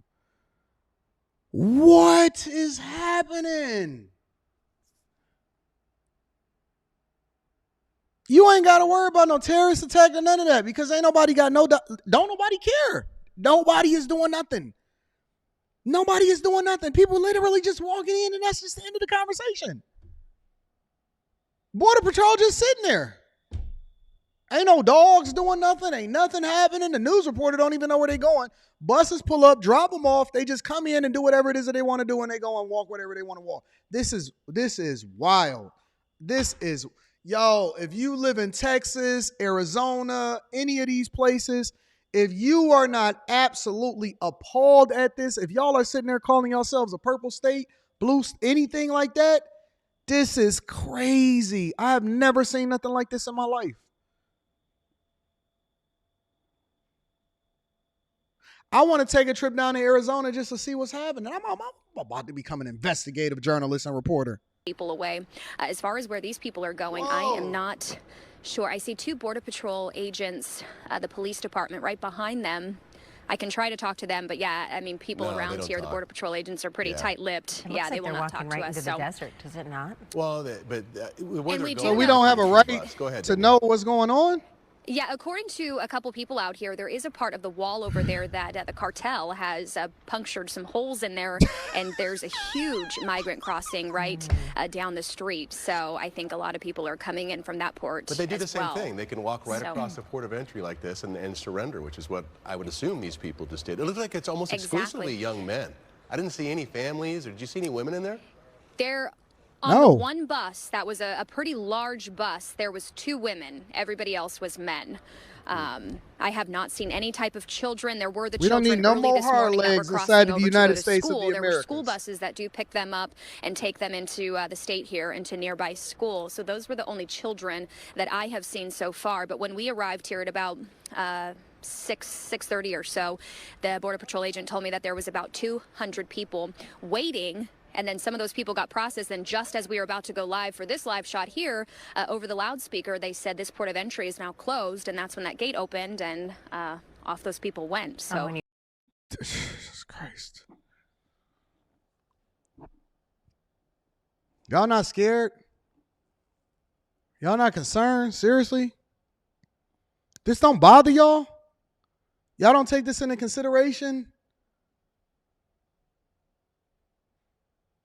When y'all voting, or this not meaningful to y'all? The only thing we care about is what Cardi and them saying and stuff like that?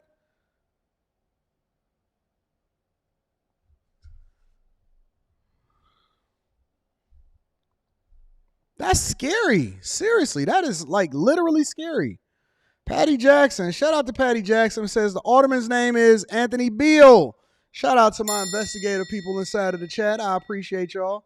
We got the worst president in history right now. Next Level MF says, I'm a former drug dealer now who now help clean the community, mentor at-risk youth, and motivate others in the streets to change. Thanks for bringing people like who I was to the front of the congregation. Shout out to the people that changed their lives. Mike, that dude, is in the building, says, Frank Avila, Attorney Avila Law Group, LLC. Shout out to my Avilas. I appreciate y'all. Easy Money says, I didn't know Mexico was Africa. Worse. Chase with the beard says, I'm about to seek asylum in St. Lucia. J Ben is in the building. My dog says, let me know when you get to Arizona, big bro. The Lord has cut the AC on. It's cool enough to visit now. We can mob down there. Hashtag Bag Chaser Journalism. I will let you know when I get to Arizona. Y'all not fearful about this? We got to get to the money. One of the things that I'm inspired by, and make sure y'all tap into the Patreon. Link is in the description as well as pinned to the top of the chat. Oh, we on time today. We 1 hour and 43 minutes, and we are on track to do a 2-hour show and not go over in the 2 hours and 30 minutes or 2 hours and 20 minutes or something like that. All right? Because it seems like we might all have to become passport bros and women for other reasons other than go and get some box. Yo, let me know what's the best countries. Okay, tomorrow I'm going to have a segment of the show, if I can remember, of best countries to live in outside of the United States. Because we might have to make some adjustments, y'all. This is insane. Ash is in the building, says, 80, part of the reason for all of the simple male immigrants is to wipe up all of these babies. They don't want them. They don't want them. Immigrants going to be like, give us free. Give us free. They don't want them ass. Shout out to you for the 20 ball. I'm going to do a segment of the show to we going to evaluate. Every week, if I can remember, we're going to try to figure out where it is that we can go and live outside of the United States that's more ideal than what the heck we got going over here. Because I know that our money can stretch much further over there, and maybe they got more secure borders. Yeah. Let's do a segment of the show about that tomorrow. Let's do that tomorrow. Tomorrow's Friday, so we can have a little bit of fun. You know what I'm saying?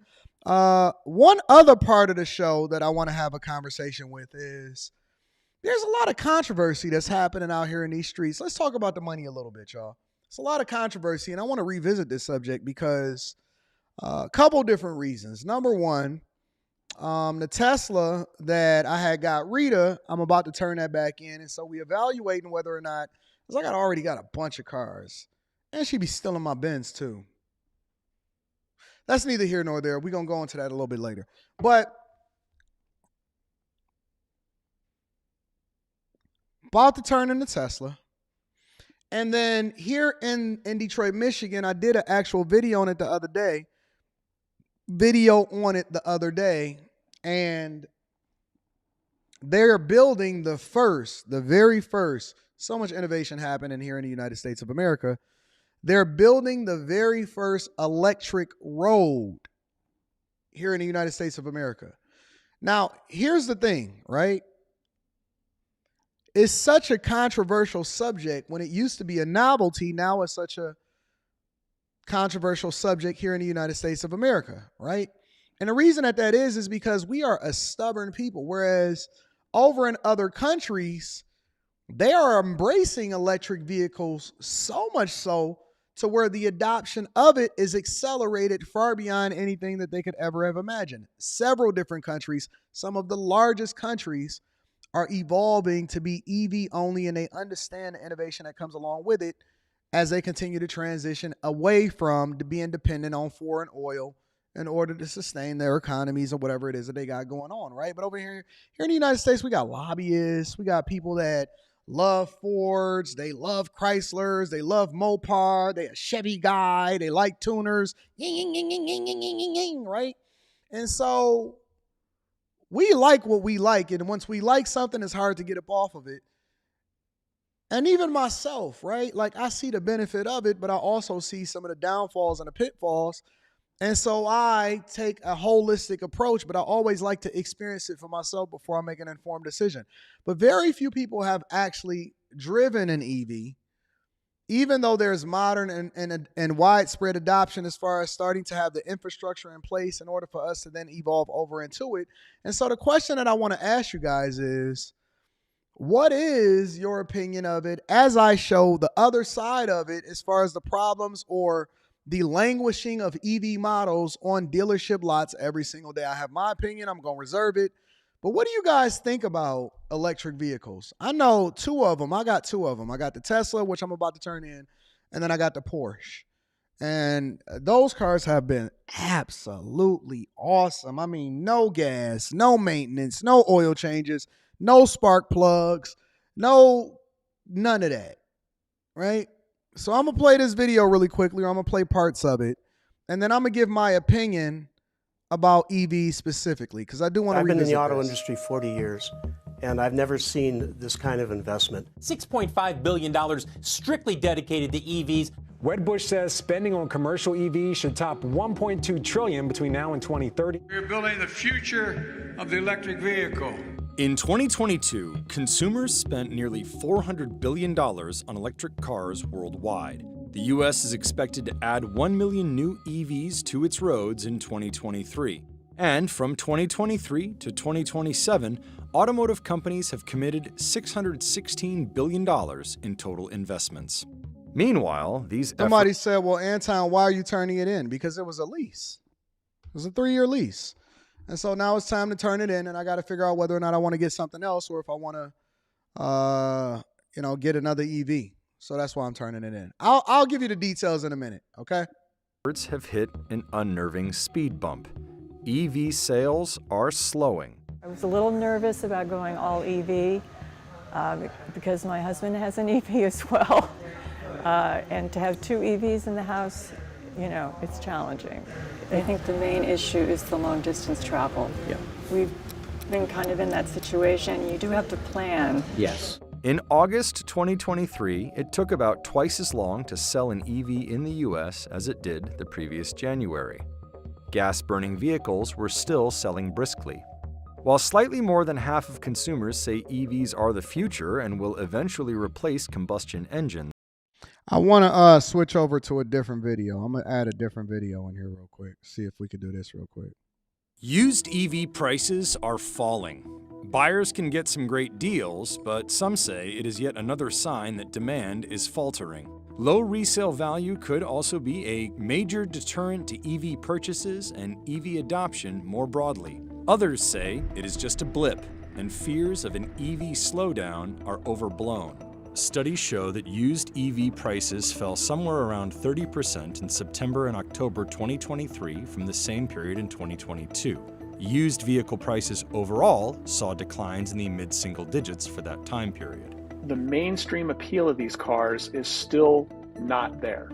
They're still too expensive, and they've got too many limitations in terms of how you use them. People are broke, interest rates are high. The demand for EVs is not the issue, it's its affordability. Some research indicates what many EV supporters insist. EVs are cheaper to own than gasoline-burning cars. You don't have to shell out for gas, and maintenance costs are lower.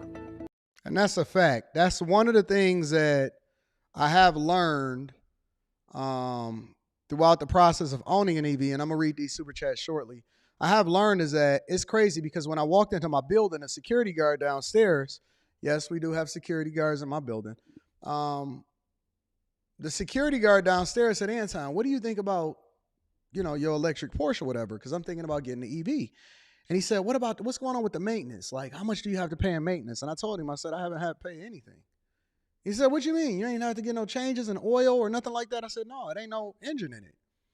I haven't had an oil change, spark plug, or anything like that. When I turn it on, it's instant go. I go home, I plug it up. If I want to plug it up here, I can plug it up. Somebody said, what about the electric bill? I don't know. I don't live in a house. I live in a building. And so when I plug up my electric car, they got electric chargers. When I plug up my electric cars, they just charge up and they be at, you know, whatever you put the threshold is with them, because you can go inside of the app and you can say, well, I only wanted to charge up to 80%, 90% or whatever, so on and so forth. So you can maintain the integrity of the battery long after you have it. And so I charge it up and I get and go, and then I plug it back up when I get home. For my Porsche, depending on the conditions of the driving, because usually I do city driving for the most part, and then I'll jump on a little bit of the freeway in order to get here. For the most part, I put it in range mode and I get over 300 miles on a charge. So I never have charging anxiety. I never have a problem. I drive most of the time over 35, 40 minutes in order to get to the crib. So I don't have the same problems. I've never stopped at a gas station. Very rarely do I ever stop at a gas station for any of my other cars. So for me, it just makes sense. And then here in Detroit, we just built and we tested the first electric road. So as you drive down the road, you're still charging. And so I think that one of the things and the benefits of it, or one of the drawbacks for it, is infrastructure, because it's a lack of education, number one, and that very few people actually understand the benefits of it because they've never driven it. And so they just going based off of other people's experience.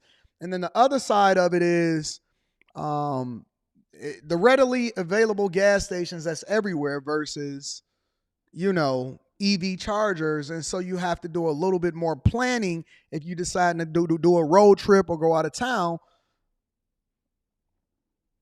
So it just goes from there. Brittany says that's the same as gas. Let me see what Brittany said really quickly. Give me a second, Brittany. I'm gonna read your chat. Brittany said that's about the same as gas, so that's not bad. I have a bigger tank, so I get about 450 miles. Yeah, I mean, I'm in a Porsche, so I get about 300 miles on a charge, and they charge overnight. Somebody said the battery replacement cost is crazy. So is the cost of replacing an engine. Let me ask y'all a question, because all of this is dumb logic, right, in my opinion. How many of y'all have had to replace the engine in your car?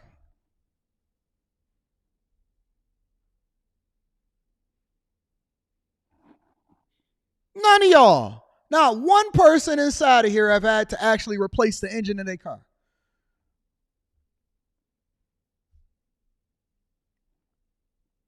Yeah, you might have to replace the battery. When?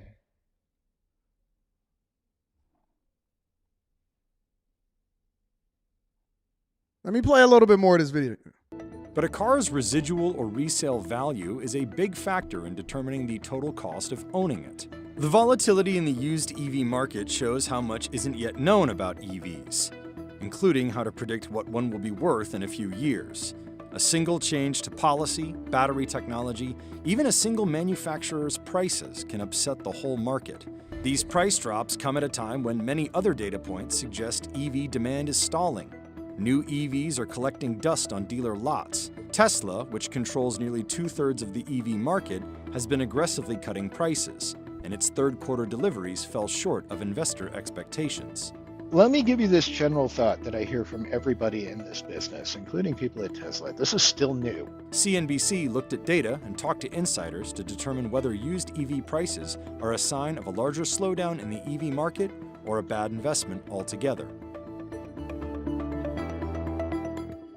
Sold lost 4.8% in value from September 2022 to September 2023, but EVs specifically fell 29.5%. Another showed that from October 22 to October 23, the average price for 1 to 5 year old used EVs dropped 33.7%. Well, then that throws out the argument of affordability.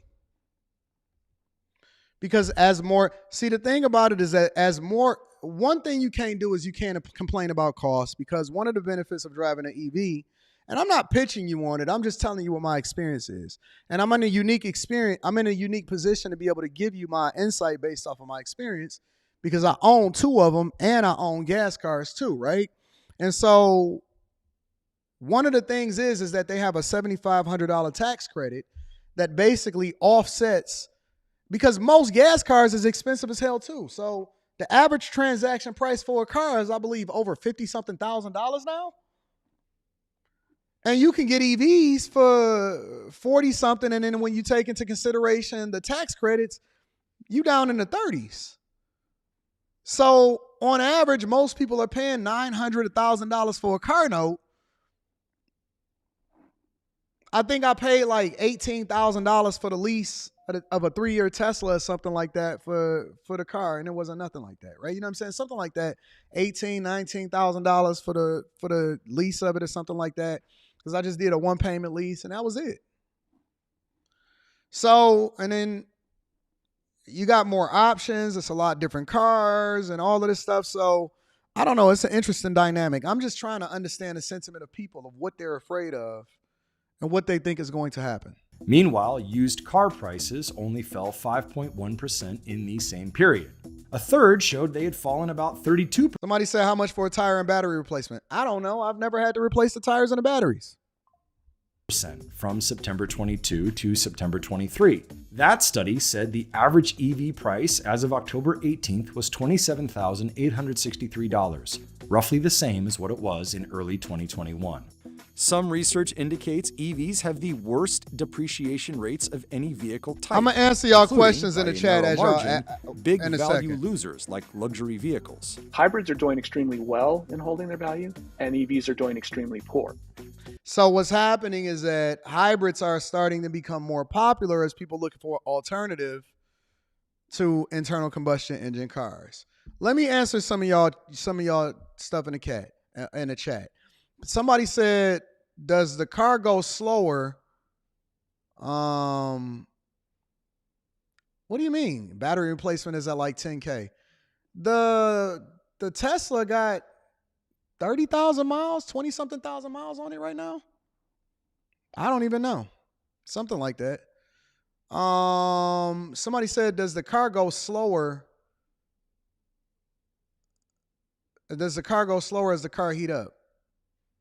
No, it drives like normal. What are y'all talking about? What are you talking about? Does the car go slower? No, it just drives like normal. I don't know what y'all talking about. Like, it's just a normal car. The only difference is that you You don't have the emissions. You don't have to worry about gas. It's just been regular. It's just been a regular car. Somebody said that ain't no miles. Well, we drive multiple different cars. So somebody said if that thing's burned in your garage, you're going to lose your house. Well, I think that if your car burned up in your garage, you're probably going to lose your house too. So what's the difference? I don't know, man. Y'all weird to me. Why is that? Because when you buy a hybrid, what do you get? You get much higher fuel efficiency in a higher fuel priced world we live in, and zero range anxiety. That's a powerful, desirable combination. The trouble is not limited to the used market. In January 2023, new car dealers had about 52 days worth of EVs and internal combustion cars. But internal combustion inventory held pretty steady between 52 days and 58 days throughout the year, while EV inventory soared to 111 days in early July, then settled at 97 days by October. These numbers have fueled concerns that demand for EVs is waning. But not everyone agrees, and there has been a fierce debate over what's actually happening. There's been this wave of what I would call pretty misleading headlines over the last few weeks. Like, you would think that EVs were dead and buried if you paid attention just to what the news headlines were. Scott Case is CEO of Recurrent, which creates vehicle history reports specifically designed to measure EV battery life. It also publishes the Recurrent Price Index, which tracks used EV sales. That index is among those showing prices have fallen dramatically. If you want, I think that people, I think that it's important for y'all to experience it for yourself. Like in most things, I think that a lot of times you got to try it for yourself. One thing that I don't do is I don't go by somebody else's experience when they say that they don't like a specific restaurant. Because then I go there and I'll be like, oh, that was a vibe. It was a good environment or whatever. And then you'd be like, so what was wrong with yours? Oh, the waitress had a bad attitude. I think that everybody, and that's the thing that I always have a problem with, is that everybody takes somebody else's opinion in order to determine whether or not they're going to try it for themselves. I think that if you don't like it, then you don't like it, and that's cool. I think that eventually everybody is going to be driving one anyway because that's just the way that is going. Even California is mandating that you can't even buy a gas car after, 2029, 2030 or something, and that's going to be here like that. But I think that people should just go and test it out for themselves. Go and test it and drive it. You ain't got to do a Tesla. You can do a Volkswagen. You can do a Porsche. You can do an Audi. They got Audis that got them. You can do a Ford. They got the Mach-E's. You can do it's a ton of different automakers. You can do GM. They got them. Almost every single automaker is going to be offering a version of the ET. Rita said her Tesla got 34,000 miles on it. That girl be driving. I don't know what the hell is going on right now. Let me see.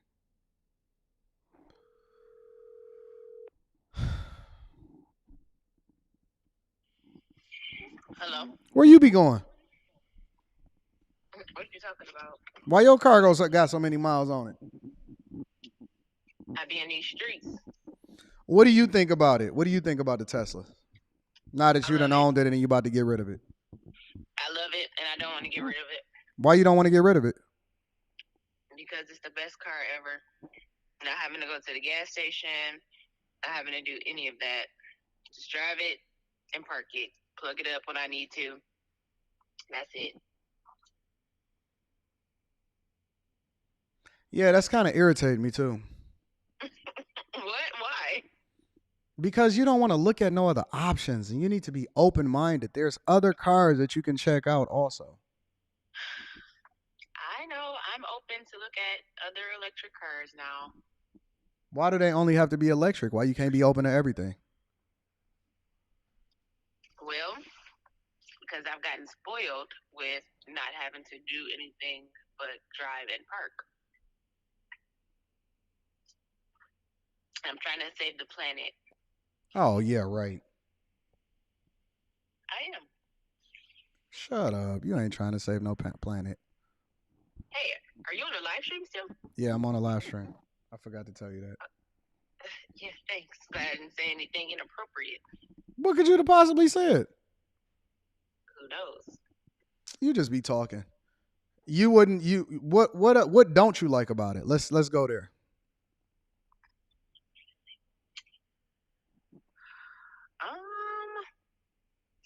I can't think of anything that I don't like about it, to be honest.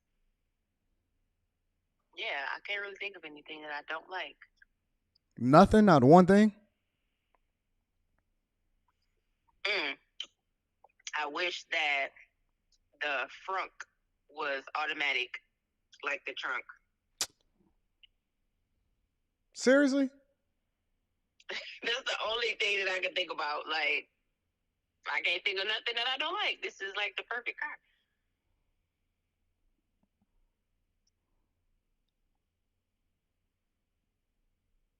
All right. What other cars do you want to look at?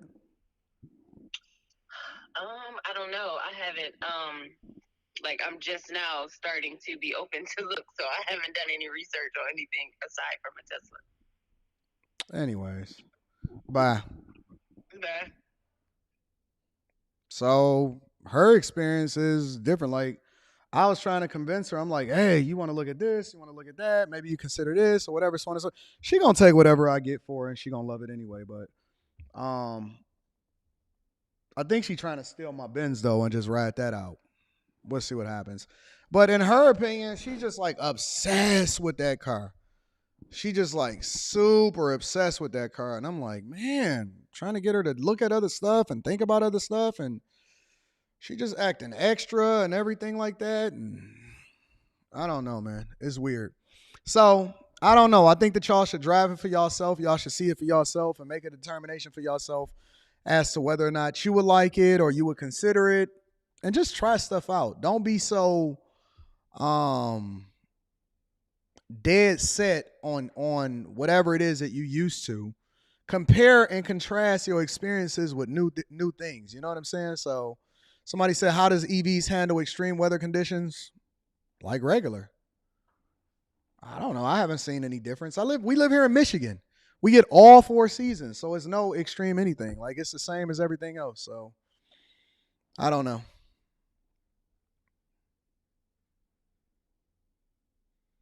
Batteries can get wet. Good luck with the snow. Oh my God. What are y'all talking about? We got snow. We live in Michigan. Black Beauty says, why not stick with what you like? Because y'all sitting here complaining about gas prices and maintenance and all of this other stuff anyway. No, I will tell you one thing, one drawback from it. I will give y'all one drawback. I can think of something right now. See, she not familiar with it because she don't handle the money. I think that the insurance is higher on them. I think that the insurance is higher on them. My insurance, y'all know my insurance is out of control anyway, but I think that the insurance may be higher on them because they are electric vehicles and because if you get into an accident, it costs more to repair. So I think the insurance may be higher on them. So take that into consideration. But other than that, I can't really think of anything that I don't like about it. My personal favorite car of all of the cars that I have is the Porsche, is the Taycan. It's an all-electric Porsche. So other than that, though, I think that it's a phenomenal car. So let me read some of the super chats and I'm going to get y'all out of here. Yeah, we pretty much on time today. I like that. I like. Karma and Kerosene says, look up Yuri Benzminov, former KGB. He taught us the method to demoralize and destabilize a country to make it collapse, and it's all happening. I'm going to have to check that out. Let me write that down. Rod Jones says, it's definitely bad, Anton. However, the border has been horrible for years under the Democrat and Republican presidents, and you may have to suit up for them Pistons. Oh, man, I'm not even going to renew no more. I'm tired of it, and ain't nothing they can do to convince me to renew again. J. Ben says, I'm a car guy. I replace engines all the time. I'm rebuilding the engine on my daily right now and swapping the engine in my drift car as well. Shout out. Yeah, but you a car guy. Most consumers just get up and go. They don't even change their oil when they're supposed to. Bilderberg Boy says, 80, there are superchargers throughout Bergen County. Even Costco and Walmart have charging stations. Yeah, we got them here in Detroit. Inglewood Cliffs is the move. That's a fact, though. Shout out to my people out in the streets. Bag for Bag is in the building, says, I'm going EV soon. I don't drive enough to justify keeping a gas car. I have done all the maintenance on my cars, and I'm tired, boss. No, I'm not doing no maintenance. I'm done. Maintenance days is over. That's why I don't live in a house. That's literally why I don't live in a house, because I hate doing maintenance. I'm not cutting no grass. I'm not planting no flowers. I'm not trying to see what's going on with the water heater and nothing like that. I don't want to be bothered with that junk. I want my lifestyle to be maintenance free. The least that I have to do, the better off it is. I'm not trying to be up under no car. I don't want to change no oil. I'm not looking to go and do the spark plugs. I don't like doing nothing. When I get home, my goal is to chill. I am not about to spend my Saturday going to do stuff and putting stuff together. You could get out, you straight. Devastator says you couldn't pay me to buy a used EV. Okay, I feel you. I feel you, big dog. Ken J says, Anton, these are the same people that have objections to anything involving leveling up in their lives. Yeah, I think that people are just generally skeptical of new. They always want to understand it first. So Kenneth Cryostome says, Rita forgot the tech outcomes to the house. Rita forgot the tech comes to the house for issue. Yeah, they do. If we have a problem, like if we have a problem with anything or like that, they come out and they take care of the car. They come out. I had a crack in a windshield. They came out and they replaced the windshield. I think it was like a flat tire. They came out to the crib, and they changed the tire. So you absolutely right. They come out to the house and they take care of everything. And it's like an iPhone. Both my Porsche and my Teslas are like iPhones in that they get updates, and so you get new technology. You can change the suspension. You can update everything, and so it's pretty dope. It's pretty dope. So, yep, you are absolutely correct. Thank you, my dog. Counselor Mr. G says EVs have a lot of benefits, even though some e-bikes, I even bought some e-bikes. Yeah, I'm looking to buy an e-bike next year. Although hybrids holding value is a huge incentive. So you want to be a New Yorker? What about the Midwest? I'm going to holler at you on Patreon. Shout out to Counselor Mr. G. Now, I used to want to be a New Yorker. I just like going to visit and check it out, and then I want to come home after I spend a couple days there. So, nah, that was back when I was younger and I was listening to all of the rap music and DMX and all of that. Erica says, Hi, AD. How long before I can get a coaching call? I don't know. You got to talk to Rita. When y'all send me an email, my first line of defense or the first person that sees it is her. So I see all of the emails, but she is the one that manages all of that stuff. So stay on her. Push her. And we've been going through the new emails in order to get y'all in the coaching calls too. So make sure y'all look out for y'all emails. A lot of y'all are not answering y'all emails. So yeah. Crazy Legs B says, do you still have the 95? Nope. I got a 96. I got a 96 Impala, Chevy Impala. So I'm going to still keep the ones that I love. I got a 96 Chevy Impala with the floor shifter, less than 30,000 miles. Yep. Got a Impala SS. So, yeah. All right, listen, I love y'all. I appreciate y'all. I got a special premiere tonight on YouTube on my other channel. I'm going to drop the full Rashad McCants interview on YouTube. We're going to premiere that tonight, all right? So, I love you guys. I appreciate you. That's probably going to drop at about 9:15 today.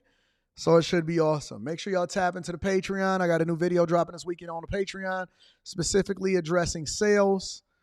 Link is in the description as well as pinned to the top of the chat. And make sure you get that Teach Hanley 30% off your first order plus a free gift. I love you. I appreciate y'all. I'm going to holler at y'all later.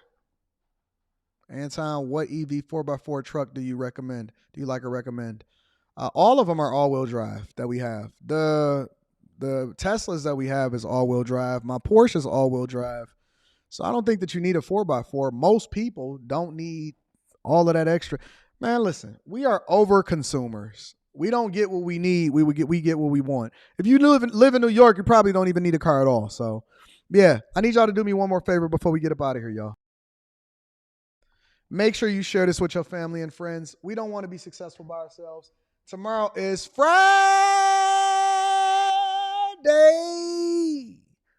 I love you guys. I appreciate y'all. I'm going to holler at y'all later. Peace.